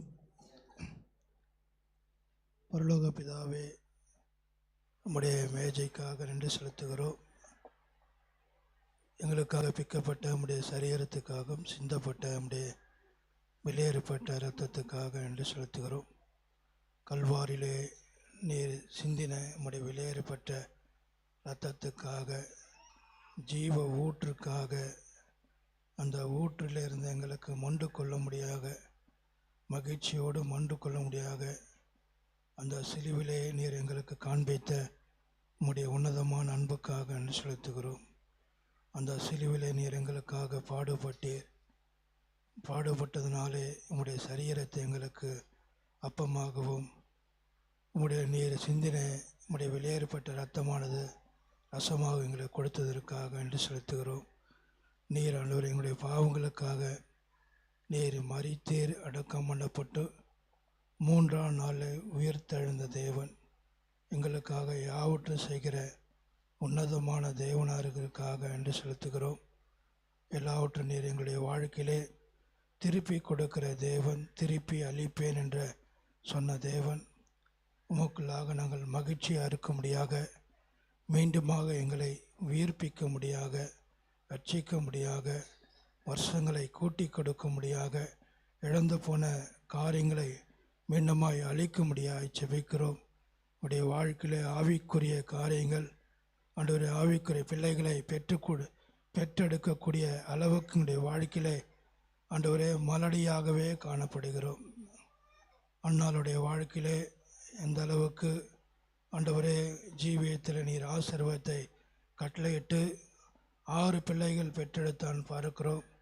எங்களுடைய வாழ்க்கையில் இன்னும் ஆண்டவரே மலடியாகவே காணப்படுகிறோம். ஆவிக்குரிய மலடியாய் காணப்படுகிறோம். நாங்கள் ரட்சிக்கப்பட்டால் போதாது, என்னுடைய குடும்பம் ரட்சிக்கப்பட்டால் போதாது, மற்றவர்கள் ரட்சிக்கப்படும் என்பதை ஆண்டவருடைய வாழ்க்கையிலே நிதாமே உதவி செய்யும். தேக்கமடைந்த ஒரு வாழ்க்கை நீக்கி மற்றவர்களுக்கு ஆசீர்வாதகரமாக, ஆசீர்வாதத்தின் ஊற்றாக, நதியாக, வாய்க்காலாக நீர் மாற்றும்படியாக உம்மிடத்தில் வேண்டிக் கொள்கிறோம்.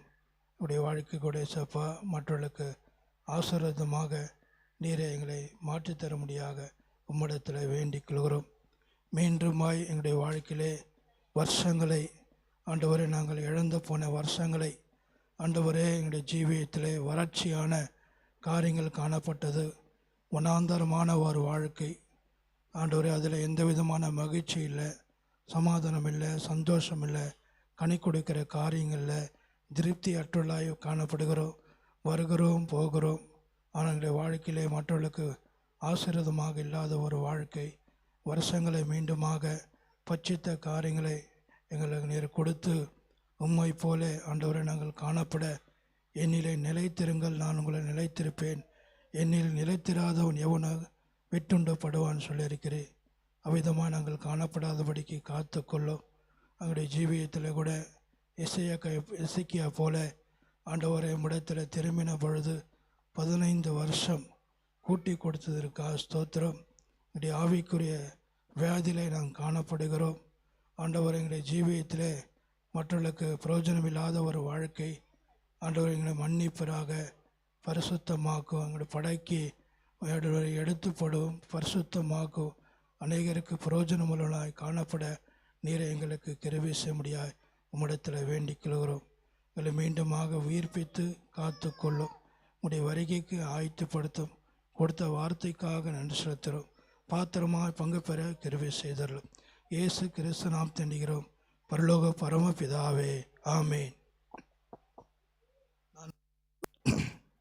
நான் உங்களுக்கு ஒப்புவித்தது கத்தடத்தில் பெற்றுக்கொண்டு என்னவெனில் கத்தராக இயேசு காட்டி கொடுக்கப்பட்ட அந்த ராத்திரியிலே அப்பத்தை எடுத்து ஸ்தோத்திரம் பண்ணி அதை பெற்று நீங்கள் வாங்கி புசிங்கள், இது உங்களுக்காக பிற்கப்படுகிற என்னுடைய சரீரமாக இருக்க என்னை நினைவுக்கூறும் செய்யுங்கள் என்றார்.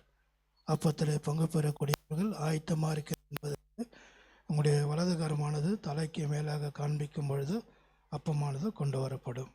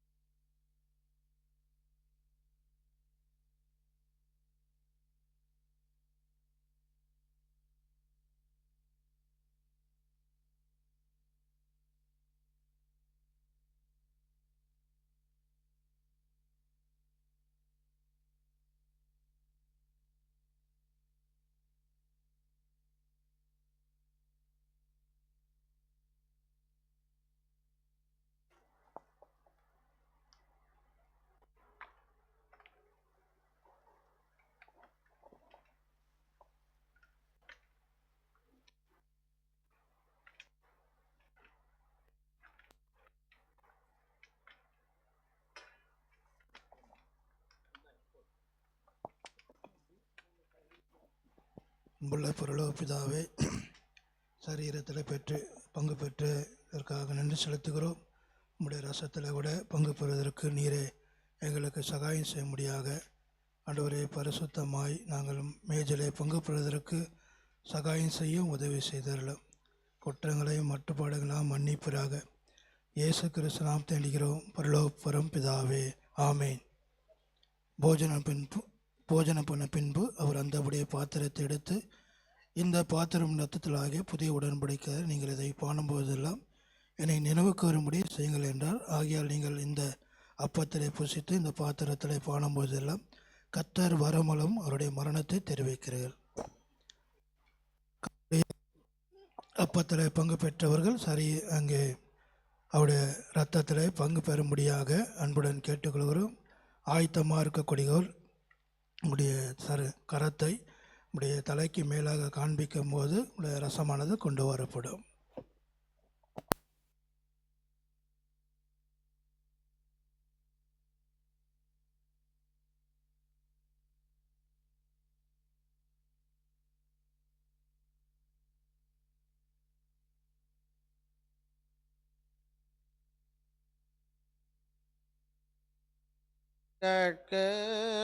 அடைக்கலமே, பாவிகள் நேசர் பாவி என்னை கோவி கழுவினி.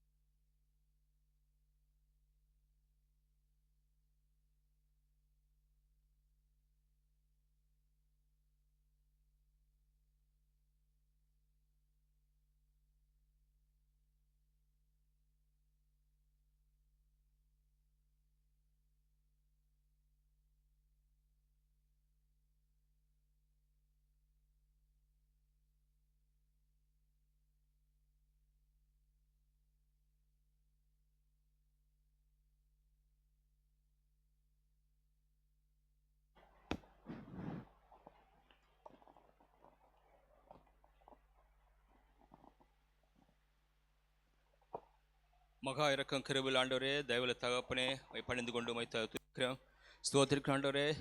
ஆராய்ந்து பார்த்து அப்பத்திலையும் நம்முடைய சரீரத்திலும் ரத்தத்திலும் பங்கு பெற்ற பிள்ளைகளுக்காக நன்றி செலுத்தின ஆண்டவரே. தவறுதலாக யாராவது பங்கு பெற்றால் அவர்களோடு தொடர்ந்து பேசி நீரே ஒரு சரி செய்து கர்த்தாவே சரியாக யோகியமான பங்கு பெறத்தக்கதாக கிருபைத்தாலும் தொடர்ந்து பங்கு பெற்ற பிள்ளைகளுக்காக ஸ்தோத்திரம். மீதியான துணிகளுக்காக தேசமெங்கும் கர்த்தாவே ஊழியக்காரர்களுக்காக ஊழியம் செய்கிற ஊழியக்காக நோக்கி பார்க்கிறேன். அரபு நாடுகளிலே கம்யூனிஸ்ட் நாடுகளிலே பயங்கரமான சூழ்நிலை வழியாக போகிற பிள்ளைகளுக்காக நோக்கி பார்க்கின்றே. வியாதி மரண வியாதியிலும் படுக்கையில் இருக்கிற ஊழியக்காரர்களுக்காக நோக்கி பார்க்கிறேன். சுவாதீனமாக ஊழியம் செய்யத்தக்கதாக தேசத்தில் கர்த்தாவே வார்த்தையினுடைய வெளிச்சத்தில் நீரை வழி நடத்துவீராக. தேசம் அறிந்து கொள்ளத்தக்கதாக கிருபை தருவீராக. தகப்பனே, உம்மை புறம்பத்தலாதபடி கிருபை தர வேண்டும் என்று நோக்கி பார்க்கிறேன். வருங்கால ஆக்கினைக்கென்று கர்த்தாவே அவர்களை தப்பிக்கப்படத்தக்கதாக தேசங்களை நீ விடுவிக்க வேண்டும் என்பது அதிகாரிகளுக்காக ஒவ்வொருவருக்காக ஜெபிக்கிறாண்டரே.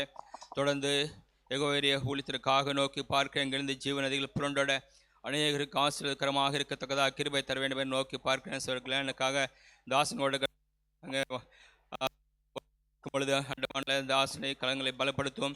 கர்த்தாവ് கூட இருக்கிற ஊழியக்காரர்களுக்காக நோக்கி பார்க்கின்றே. கரங்களை பலப்படுத்தும் கொண்டு போய் நோக்கத்தை முழுமையாக நிறைவேற்றுவீராக.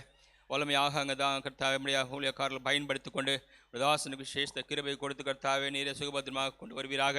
எனக்கு சித்தமான சாயந்தரம் கூட ஒருவேளை அங்கே காஸ்பிள் மீட்டிங் இருக்கக்கூடும், அண்டரே ஸ்பெஷல் மீட்டிங் இருக்கக்கூடும். தொடர்ந்து தாசனுக்கு பருவத்தின் ஒரு வார்த்தை சிங்காசனத்தில் தர வேண்டும் என்று நோக்கி பார்க்கிறேன். எடுக்கிற அப்பத்தை ஆசை தருவீராக. அதுபோல் கர்த்தாவே மாசேக்காக நோக்கி பார்க்கிறேன். கடந்த நாட்களோட பலவீனத்தில் சுகவீனத்தில் கர்த்தாவே அற்புதமான இதில் நீர் சுகம் ஆரோக்கியத்தை கொடுத்திருக்காக ஸ்தோத்திரம். பரிபூர்ண சுகம் உடைய ஊர்த்தி வல்லமையினால் நிரப்பிய சகோதரி கர்த்தாவே சகோதரிகள் அவர்களுக்கு கர்த்தாவின் நல்ல ஆரோக்கியத்தை கொடுத்து சகோதரி மதில் செய்கிற ஊழியத்தையும் ஆசிரித்து வழி நடத்துவீராக. தொடர்ந்து கர்த்தாவே இங்கே நீரை உடைய பாதுகாப்பதை கொடுத்து நடத்த வேண்டும் என நோக்கி பார்க்கிறேன். விதமாக ஊழியத்தை ஆசிரித்து வழி நடத்துவீராக. விடுபட்ட சபைக்காக குடும்பத்திற்காக நோக்கி பார்க்கின்றே நீரே கொண்டு போன நோக்கத்தை நிறைவேற்றி சுகபத்திரமாக கொண்டு வர வேண்டும் என்று நோக்கி பார்க்கிற சபைக்காக ஒவ்வொருவருக்காக ஜெபிக்கிறாண்டே. நீரே சபையாருக்கு ஒவ்வொரு கிருபை தாரும். படிக்கிற பிள்ளைகள் உத்தியோக பிள்ளைகள் கர்த்தா விதமாக கர்ப்பத்தின் கணிக்காக பிள்ளைகள் சுகவீனமாக இருக்கிறவர்களுக்காக கேன்சரில் கஷ்டப்படுவதற்காக ஒவ்வொருவருக்காக ஜெபிக்கிறோம். ஆசிரித்து தொடர்ந்து கர்த்தாவே எவ்வளவு நீர் சொல்ல விதமாக கர்த்தாவே இப்பொழுது கர்த்தாவே மலர்ந்திருவி நாங்கள் வந்து முழு கடாட்சத்தை முடித்து பெற்றுக்கொள்ளத்தக்கதாக எங்களை நீரே ஆயத்தப்படுத்துவீராக. கொடுத்த வார்த்தைகளுக்காக ஸ்தோத்திரம். கொடுத்த தாசனுக்காக நன்றி செலுத்தினோட ஸ்ரீயன் சபையில் செய்கிற ஊழியத்தை ஆசிரித்து வழிநடத்தும் கொண்டு போன நோக்கத்தை முழுமையாக நிறைவேற்றுவீராக. கடந்த நாட்களோட தாசனை கொடுத்த பலவீனத்தில் சுகவீனத்தில் உடைய பரிபூர்ண பலத்தை ஆரோக்கியத்தை கொடுத்து ஸ்திரப்படுத்தினருக்காக ஸ்தோத்திரம். குடும்பத்தை ஆசிரியை ஊழியத்தை ஆசிரிப்பீராக. பிரிசிபாசபிக்காக சோர் ரபிவர்களுக்காக முன்னோக்கி பார்க்கின்றே தாசன கரங்களை பலப்படுத்த ஊழித்து ஆஸ்வதிப்பீராக. போல ஷாலம் சபைக்காக சர் ரூபேன் அவர்களுக்காக சர் கர்த்தாவை பீர்ஷவ சபை சவர் கர்த்தாவே விதமாக டேவிட் அவர்களுக்காக நோக்கி பார்க்கிறேன். சர் கரங்களை பலப்படுத்தியும் ஆசிரித்து வழி நடத்துவீராக. அதுபோல் கர்த்தாவே அம்பத்தலோட காது ஊழியத்தை ஆசிரித்து வழி நடத்தும். தொடர்ந்து கர்த்தாவே நம்முடைய நோக்கம் திட்டத்தை எங்கள் மத்தியில் நிறைவேற்றுவீராக. எங்களை எல்லைகளை நீ பெரிதாக்க வேண்டும் என்று நோக்கி பார்க்கிறேன். தோப்பினது போல சிவக்கம சபை ஜபத்திற்காக நோக்கி பார்க்கின்றே இப்படி வார்த்தை யூடியூப்பில் கேட்கணும் கர்த்தாவே. அது போல் கூகுள் மீட்டில் ஜெபிக்கிற எங்களுக்கு கிருபை தருவீராக. நாங்கள் இப்படி வார்த்தை கேட்கறதாக கிருபை தாரோம். பைபிள் கர்த்தாவே புதன்கிழமையில் கர்த்தாவே சகோதருடைய சங்கிலி ஜபத்திற்காக நோக்கி பார்க்கிறேன். வேலைக்கம் வேதாராய்ச்சிக்காக நோக்கி பார்க்கின்றே. வெள்ளிக்கிழமை அது போல் ஜபம் இருக்கிறது. சகோதரி ஜபம் ஆசிரியர் தொழில் நடத்துவீராக. சனிக்கிழமை அது போல் தாவே சாயந்தரம் எங்களுக்கு சங்கிலி ஜபம் இருக்கிறது. சகோதரர் சங்கிலி ஜபம் ஆசி தருவீராக. ஞாயிற்றுக்கிழமை நேரத்துக்கு முன்பதாகவே வந்து கர்த்தாவே தொட்டு கொள்ள கூட்டி சேர்க்க வேண்டும் என்று நோக்கி பார்க்கிறேன். கடந்த நாட்களோட சில்ட்ரன்ஸ் எங்களுக்கு நீர் நடத்தி கொடுத்ததற்காக ஸ்தோத்திரம். தொடர்ந்து எங்களோடு இருப்பீராக. நம்முடைய வார்த்தை எங்களுக்கு கர்த்தாவின் கொடுத்ததுக்காக ஸ்தோத்திரம். தொடர்ந்து எங்களை பலப்படுத்தி ஸ்திரப்படுத்தி நம்முடைய ராஜ்யத்தின் பிரஸ்தாவத்திற்கு எங்களை வழிநடத்த வேண்டும் என தாழ்த்தி ஆண்டவராக இயேசு கிறிஸ்து நாமத்தில் துதி ஸ்தோத்திரத்துடன் ஜெபத்தை எடுக்கிறேன் ஜீவனுள்ள பரலோக பிதாவே, ஆமென்.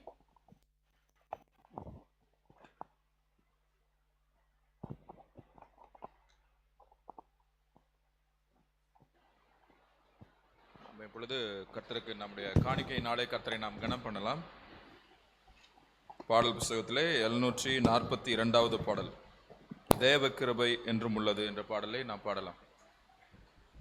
தமிழ் பாடல் புஸ்தகத்திலே 742 742. தெலுங்கு பாடல் புஸ்தகத்திலே 688 658 688. இன்னொரு ஓல்டு நியூ இதில் வந்து 586. தெலுங்கு பாடல் புஸ்தகத்திலே 586.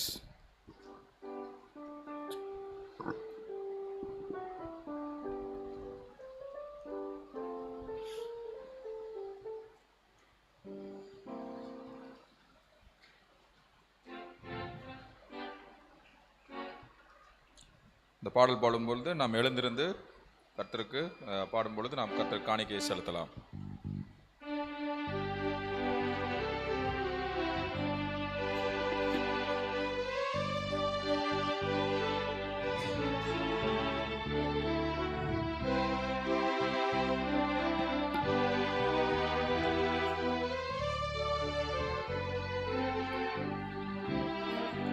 தேவ கிருபை என்றும் உள்ளது, அவர் கிருபை என்றும் உள்ளது. அவரை போற்றி துதித்து பாடி அல்லேலூயா என்றார் பரிபோம். அவரை போற்றி துதித்து பாடி அல்லேலூயா என்றார் பரிபோம். நெருக்கப்பட்டோம் மடிந்திடாமல் கர்த்தர் தாம் நம்மை காத்ததாலே. நெருக்கப்பட்டோம் மடிந்திடாமல் கர்த்தர் நம்மை காத்ததாலே அவர் நல்லவர், அவர் வல்லவர், அவர் கிருபை என்றும் உள்ளது. அவர் நல்லவர், அவர் வல்லவர், அவர் கிருபை என்றும் உள்ளது. தேவ கிருபை என்றும் உள்ளது. அவர் கிருபை என்றும் உள்ளது. அவரை போற்றி துதித்து பாடி அல்லேலூயா என்றார் பரிப்போம். அவரை போற்றி துதித்து பாடி அல்லேலூயா என்றார் பரிப்போம். சத்தோரு சேனை தொடர்ந்து சூழ்கையில் பக்தனம் தாவீதின் தேவன் நமக்கு. சத்தோரு சேனை தொடர்ந்து சூழ்கையில் பக்தனம் தாவீதின் தேவன் நமக்கு. முன் சென்றாரே அவர் வல்லவர், அவர் கிருபை என்றும் உள்ளது. முன் சென்றாரே அவர் வல்லவர், அவர் கிருபை என்றும் உள்ளது. தேவ கிருபை என்றும் உள்ளது. அவர் கிருபை என்றும் உள்ளது. அவரை போற்றி துதித்து பாடி அல்லேலூயா என்றார் பரிப்போம். அவரை போற்றி துதித்து பாடி அல்லேலூயா என்றார் பரிப்போம். அக்கினி சோதனை பட்சிக்க வந்தோம், முட்செடி தன்னில் தோன்றிய தேவன். அக்கினி சோதனை பட்சிக்க வந்தோம், முட்செடி தன்னில் தோன்றிய தேவன். பாதுகாத்தாரே அவர் நல்லவர், அவர் கிருபை என்றும் உள்ளது. பாதுகாத்தாரே அவர் நல்லவர், அவர் கிருபை என்றும் உள்ளது. தேவ கிருபை என்றும் உள்ளது. அவர் கிருபை என்றும் உள்ளது. அவரை போற்றி துதித்து பாடி அல்லேலூயா என்றார் பரிப்போம். அவரை போற்றி துதித்து பாடி அல்லேலூயா என்றார் பரிப்போம்.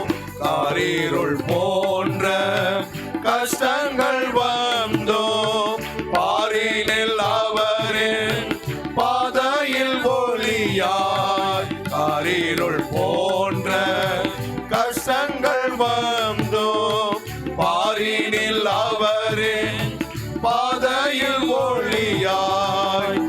என்னை நடத்தினார் அவர் நல்லவர், அவர் கிருபை என்றும் உள்ளது. என்னை நடத்தினார் அவர் நல்லவர், அவர் கிருபை என்றும் உள்ளது.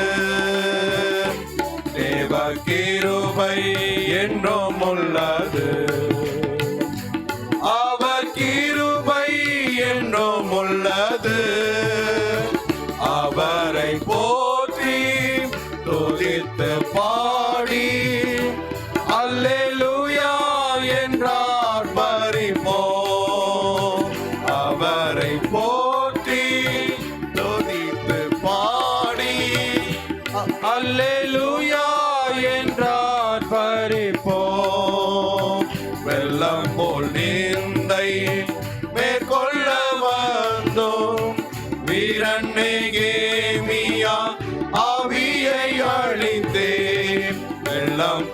நிந்தை மேற்கொள்ள வந்தோம். வீரன் நெகேமியா ஆவியை அழித்தேன். திட நம்பிக்கை தைரியம் நீந்தாரே, அவர் கிருபை என்றும் உள்ளது. திட நம்பிக்கை தைரியமும் நீந்தாரே, அவர் கிருபை என்றும் உள்ளது. அவர் கிருபை என்றும் உள்ளது. அவர் கிருபை என்றும் உள்ளது. அவரை போற்றி துதித்து பாடி அல்லேலூயா என்றார் பரிபோம். அவரை போற்றி துதித்து பாடி அல்லேலூயா என்றார் பரிபோம். நித்திய தேவனாம் சத்திய பரந்தாம் நித்தமும் நம்முடன் இருப்பதாலே. நித்திய தேவனாம் சத்திய பரந்தாம் நித்தமும் நம்முடன் இருப்பதாலே. அவர் நல்லவர் என்றும் துதியுங்கள், அவர் கிருபை என்றும் உள்ளது. அவர் நல்லவர் என்றும் துதியுங்கள், அவர் கிருபை என்றும் உள்ளது. தேவ கிருபை என்றும் உள்ளது. அவர் கிருபை என்றும் உள்ளது. அவரை போற்றி துதித்து பாடி அல்லேலூயா என்றார் பரிபோம். அவரை போற்றி துதித்து பாடி அல்லேலூயா என்றார் பரிபோம்.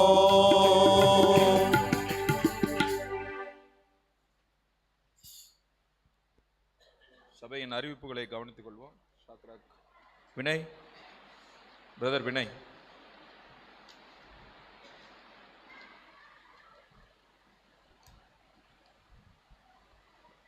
மோசஸ் வினய் வெளியே நிற்கிறார்.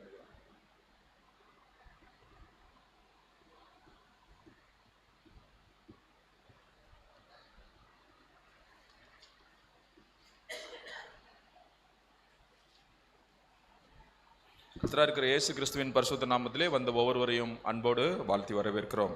வினய் வந்திருக்கேன். வினய் இருக்க வினய் வாங்க.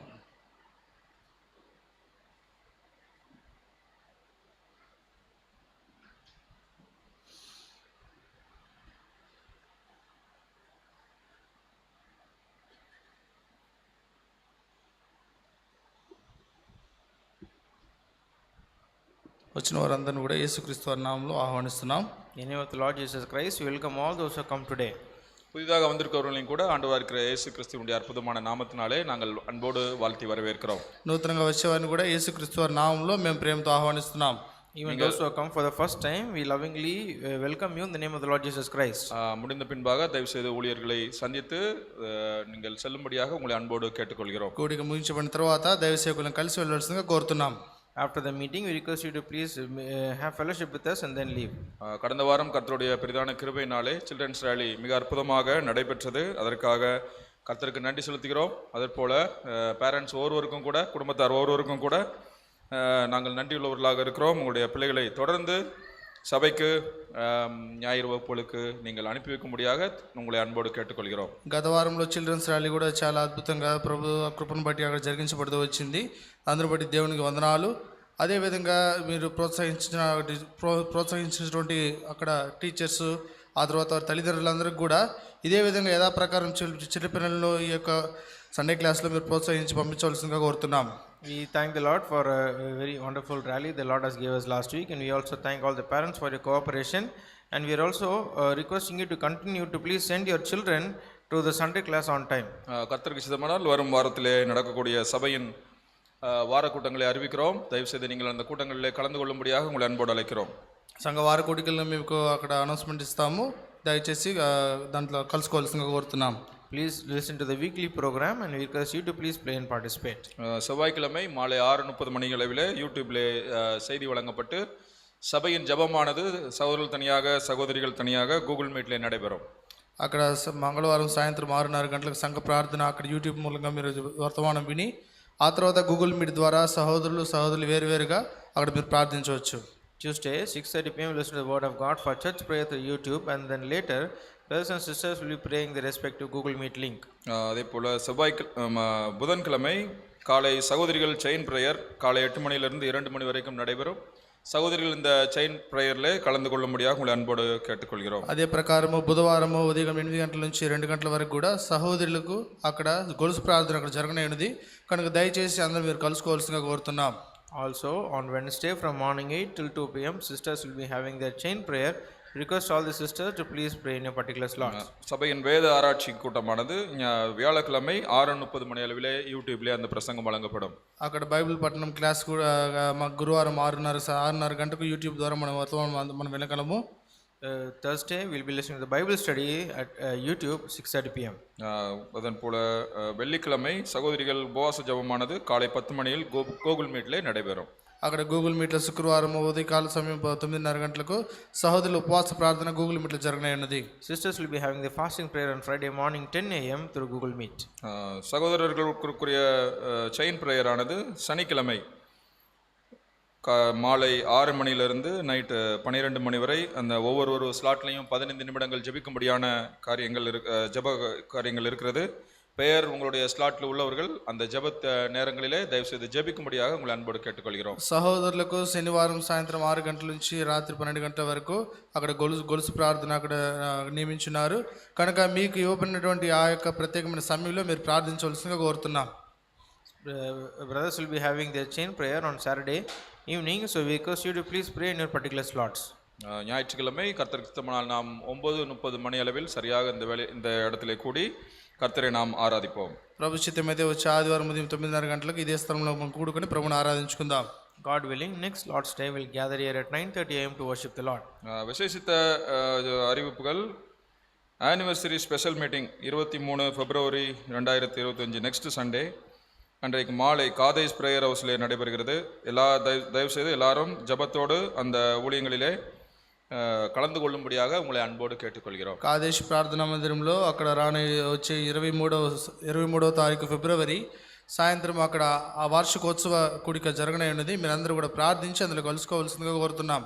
On 23rd evening we'll be having the anniversary meetings at Kadesh Prayer House Ambattur, so we request you to please pray and participate. அதே போல Salem prayer house new church construction கீழ்கட்டளை சபையில் நடந்து கொண்டு இருக்கிறது. அந்த காரியம் அந்த சபை கட்டட பணி சீக்கிரத்தில் முடிவடைய ஜெபித்து கொள்ளும்படியாக கேட்டுக்கொள்கிறோம். அதே போல் அந்த சீக்கிரத்தில் முடியவும் கர்த்தருக்கு சித்தமானால் அந்த சபையினுடைய டெடிகேஷன் 20 ஏப்ரல் மாதத்திலே 20ஆம் தேதி வைக்கலாம் என்று இருக்கிறது. இந்த காரியங்களுக்காக தயவுசெய்து சண்டே ஈவினிங் జెబిత్తు కొల్లుముడియాగ ఉங்களை అన్బోడు కేట్టుకొల్கிறோம். కీల్కట్ల శాలెం ప్రార్థనా మందిరము ఆ యొక్క మందిరం కట్టడ పనులు జరుగుతూ ఉన్నవి కనుక ఆ కట్టడ పనుల కొరకు ప్రార్థించండి. ప్రభు చిత్తమైతే ఆ పని అంతా కూడా పూర్తి ముగించుకొని 20వ తారీఖు ఏప్రిల్ నెల సాయంత్రం అక్కడ డెడికేషన్ చేయడానికి కూడా ఆలోచించుంటున్నాం కనుక దాని కొరకు ప్రార్థించవలసిందిగా కోరుతున్నాం. And also we request you to continue to pray for the construction going on in Shalem Prayer House, Keelkatle, the new church. We also request you to pray for the completion of the construction and the dedication which is on the 20th of April. அதுபோல நம்ம மத்தியிலே நம்மோட ஐக்கியம் கொண்ட வாலிபர் சகோதரர் அஸ்வந்த் குமார் அவருடைய திருமணமானது கர்த்தருடைய கிருபையினாலே நிச்சயிக்கப்பட்டு 24 பிப்ரவரி 2025 காலை 9 மணிக்கு திருநெல்வேலியில் நடைபெறுகிறது. அவர்கள் நமக்கு சபையாக அறிவிப்பு கொடுத்திருக்கிறார்கள். அந்த காரியங்களுக்காக ஜெபித்து கொண்டு முடிந்தவர்கள் కలందు కొల్లుంబడియాగ ఉங்களை అన్బోడు కేట్టుకొల్கிறோம். అక్కడ మన మధ్యలో ఉంటూ వస్తున్నటువంటి అశ్వంత్ కుమార్కి అక్కడ ప్రభు కృప వలన అక్కడ వివాహం కూడా సిద్ధపాటు చేయబడి జరిగింది, నియమించడం జరిగినది. తిరునెల్వేలిలో వివాహం అక్కడ సిద్ధపాటు చేయబడింది కనుక మీరందరూ కూడా ప్రార్థించి సంఘస్థులుగా కలుసుకోవాలని అతను కోరుతున్నాడు. Brother Ashwin Kumar, who fellowships with us. He is getting married on the 24th at Tirunelveli. 24th at Tirunelveli morning at 9 a.m. So they are requesting us to please pray and participate on this marriage. அதே போல் examinations எல்லாம் ஆரம்பிச்சிட்டாங்க, ப்ராக்டிக்கல்லாம் ஆரம்பிச்சிட்டு நம்முடைய பிள்ளைகள் 10th 12th standard எழுதக்கூடிய பிள்ளைகளுக்கு தயவுசெய்து உங்களுடைய ஜெபங்களிலே ஜெபித்துக் கொள்ளும்படியாக, சுகவீனம் எதுவும் ஏற்படாதபடி நல்ல ஞாபக சக்தியை கொடுத்து நல்ல ப்ரெசன்டேஷன் பண்ணணும். அதுக்காக ஜெபித்துக் கொள்ளும்படியாக உங்களை அன்போடு கேட்டுக்கொள்கிறோம். அந்த காரியம் மாத்திரமல்ல, கெவின் சன் ஆஃப் ஜான் பெஸ்லியல் அவங்க கூட 12th ஸ்டாண்டர்ட் எழுதுகிறாங்க. அவங்களுக்காக జెబిత్తుకు కొల్లుముడియాగ అన్బోడు కేట్టుకొండిరుక్கிறார்கள். మన మధ్య ఉంటున్న పిల్లలు అనేకులు కూడా అక్కడ పబ్లిక్ పరీక్షలు 10వ తరగతి 12వ తరగతి చదువుతున్నారు. వారందరూ కూడా ప్రాక్టికల్స్ అనేవి ప్రారంభమైన కనుక వారందరూ కూడా బాగా జ్ఞాపక శక్తితో చదివినంతా కూడా బాగా చదివి రాయడానికి, పాస్ అవ్వడానికి, మంచి మార్కులు తెచ్చుకోవడానికి వాళ్ళందరూ కొరకు ప్రార్థించాల్సిందిగా కోరుతున్నాం. అదేవిధంగా మన మధ్యలో ఉన్నటువంటి కెవిన్ జాన్ బిజిల్ గారి కుమారుడు 12వ తరగతి అక్కడ పరీక్షలు రాయబోతున్నాడు కనుక అతను కొరకు ప్రార్థించవలసిందిగా కోరుతున్నారు. We have lot of children who are writing their 10th and 12th examinations here. We see that all the practicals and all the revisions are started.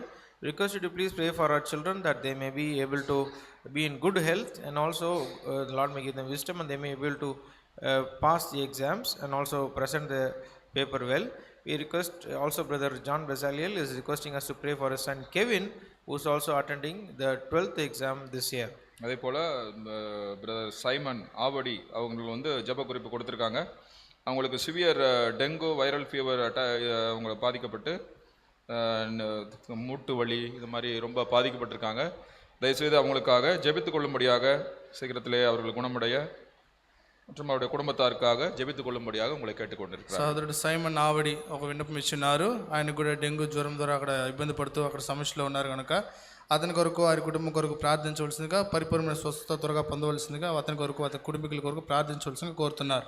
Brother Simon Alexander from Avdi is requesting us to please pray for him as he is suffering from dengue and dengue fever and also severe joint pain and body pain, and requesting us to please pray for his health and recovery and also for his family. நாம் ஜெபிக்கலாம், ప్రార్థించుకుందాం. Shall we pray?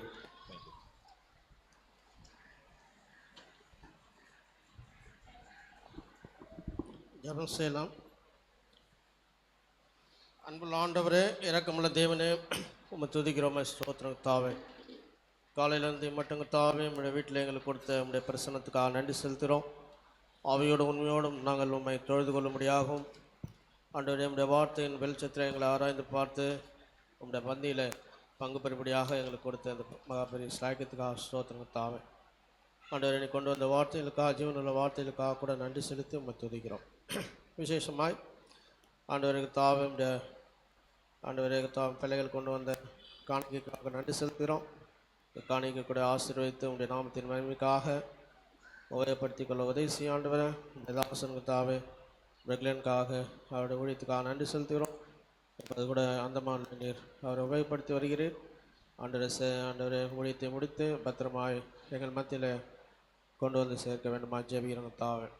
குடும்பத்தையும் இங்கே நடக்கிற ஊழியத்தையும் கிளை சபையின் ஊழியத்தையும் கூட பொருட்படுத்திக்கொள்ளும். தாசன் இமானுவலுக்காக ஜெபிக்கிறோம். அவரை கூட கொண்டு வந்த ஜீவனுள்ள வார்த்தைகளுக்காக ஆண்டவரை எல்லாவற்றையும் நாங்கள் திருப்பிக் கொள்ளுகிற இந்த காரியத்துக்காக நன்றி செலுத்துகிறோம் தாவே. மொசுக்கட்டை பூச்சிகள், வெட்டுக்கிளிகள், பச்சை கிளிகள், பச்சை பூச்சிகள் தின்ன வருஷங்களை திருப்பி தருவேன்னு சொல்லி பல உதாரணத்தின் மூலியமாக ஆண்டவரை எங்களுக்கு சுட்டி காட்டின காரியங்களுக்காக ஸ்தோத்திரங்க தாவே. வியாதியிலே கஷ்டப்பட்டிருந்த ஆண்டவரை எசேக்கியேலுடைய வாழ்க்கையை திருப்பி கொடுத்தீர். ஆண்டவருக்கு தாவே நேபுகத்நேசாருடைய வாழ்க்கை ஆண்டவரை இப்படியாக நீர் தாப்பனை பல உதாரணம் மூலியமாக ஆண்டவருக்கு தாவே நீர் எங்களோடு பேசினதுக்காக ஸ்தோத்திரங்க தாவே. யோசேப்பினுடைய கஷ்டமான நாட்களை திருப்ப கொடுத்து ஆசீர்வாதமான நாட்களாக மாற்றி கொடுத்தீர். ஆண்டவரை இப்படியாக கர்த்தாவே எங்களுடைய கடந்த கால வாழ்க்கையை மாற்றுகிற தேவனாக இருக்கிறதுக்காக ஸ்தோத்திரங்க தாவே. ஆண்டவரை இந்த நேரத்தில் கூட இந்த வாரத்தின் ஊழியங்களுக்காக நம்ம நோக்கி பார்க்குறோம். வாரத்தின் ஊழியங்களை ஆசீர்வதித்து ஆண்டவரே எங்களுடைய பக்தி கேட்டதாக இருக்க உதவி செய்யும். எல்லோரும் கர்த்தாவே இந்த ஜபத்தில் கூட ஆண்டவரே சபை ஜபத்தில் எல்லோரும் கலந்து கொள்ள உதவி செய்யும். ஆண்டு புதன்கிழமை ஆண்டவர் செயின் ப்ரேயரில், ஏன்னா வெள்ளிக்கிழமை சிஸ்டர்ஸ் ப்ரேயர், சனிக்கிழமை கர்த்தாவே பிரதர்ஸுடைய ப்ரேயர், செயின் ப்ரேயர், இது எல்லாவற்றிலும் கூட நீர் உதவி செய்யும் ஆண்டவர். விசேஷமாய் ஆண்டவரே காதேஸ் ஆண்டவரே ஆலயத்தில் கூட இந்த பிப்ரவரி 23 ஆனிவர்சரி மீட்டிங் இருக்குது, அதை கூட நீ பொறுப்படுத்திக்கொள்ளும். அதே மாதிரி கர்த்தாவே சேலம் ப்ரேயர் ஹவுஸ்க்காக உடைய பாதத்தில் வருவங்க தாவே அதனுடைய கட்டிட வேலைகள் எல்லாவற்றையும் முடித்துக்கு தாவே ஏப்ரல் மாதத்தில் அதை டெடிகேட் பண்ணக்கூட நீர் உதவி செய்யணுமா செவிடுங்க தாவே. எனக்கு தாவே சபையிலிருந்து எடுக்கப்படுகிற எல்லா ஊழியங்களையும் கூட நீர் பொறுப்படுத்திக்கொள்ளும். ஆண்டவரே வார நாட்களின் ஊழியங்களை கூட நீ ஆசீர்வதித்து உடைய நாமத்தில் மையப்படுத்திக் கொள்ளும். எனக்கு தாவே பல விண்ணப்பங்கள் வந்து அந்த விண்ணப்பங்கள் எல்லாம் கூட நீர் பொறுப்படுத்திக்கொள்ளும். வியாதியிலும் விக்கனத்தில் இருக்கிற பிள்ளைகள் ஆண்டவர் பிரதர் சைமன் ஆவடிக்காக ஜெபிக்கிறோம். எனக்கு அஸ்வின் குமார் அவருடைய மேரேஜ்க்காக ஜெபிக்கிறோம். இல்லை மேரேஜை கூட நீ ஆசீர்வதித்து தரணுமா ஜெபிக்கிறோம். உடைய தாசன் இமானுவலுக்காக கூட ஜெபிக்கிறோங்க தாவே அவருடைய ஊழியத்தை கூட நீ ஆசீர்வதியும். ஆண்டவருக்கு தாவே இந்த இடத்துல வைத்து உங்களுடைய ஊழியத்தை அவர் மூலமாக நடத்தி வர ஊழியர்களுக்காக நன்றி செலுத்துகிறோம். அவரை கூட ஆசீர்வதித்து அவர் ஊழியத்தை அநேக ஆத்துமாக்களை நீ கொள்ளை பொருளாய் தர வேண்டுமாய் செய்வீங்க தாவே. எல்லாவற்றையும் பொறுப்படுத்திக் கொள்ளுங்க தாவே. இயேசு ஆண்டவரே வந்தவர்கள் அவருடைய தேவைகள் எல்லாம் அறிந்திருக்கிறீர். அவருடைய மனவாஞ்சைகள், அவருடைய நெருக்கங்கள், அவருடைய கஷ்டங்கள் எல்லாவற்றையும் அறிந்திருக்கிற தேவன் தாமே அந்த தேவையெல்லாம் சந்தித்து ஆண்டவரே அவருடைய வாழ்க்கையின் தேவைகளை நீ சந்திக்க வேண்டுமா ஜெபிக்கிறோங்க தாவே. இப்போது கூட நாங்கள் பொறுப்போம் ஆண்டவரே இந்த அன்பின் விருந்த நேரத்திலும் மற்ற காரியங்கள் எல்லாவற்றையும் பொறுப்படுத்திக்கணும். எல்லாவற்றையும் உடைய கருத்தில் ஒப்பு கொடுத்துள்ளாய் இயேசு கிறிஸ்துவ விளையாட்டு நாமத்தில் ஏறெடுக்கிறோம் ஜீவனுள்ள நல்ல தகப்பனே, ஆமேன். என் ஆத்மாவை கர்த்தரை ஸ்தோத்திரி, என் முழுவதுமே நாமத்தை ஸ்தோத்திரி. என் ஆத்மாவை கர்த்தரை ஸ்தோத்திரி, அவர் செய்த சகல விதமான நன்மைகளை மறவாதே. ஆமேன். May the grace of our Lord Jesus Christ and the love of our Father and the fellowship of the Holy Spirit be with us forever and ever. Amen. இந்த தேவன் என்றென்றும் உள்ள சதா காலமும் பரியந்தம் நம்மை நடத்திடுவார். ஆதி தேவன் நடைகளவே புகழும் ஆராதமே. ஆதி தேவன் நடைகளவே நித்திய புகழும் ஆதாரமே. Praise the Lord.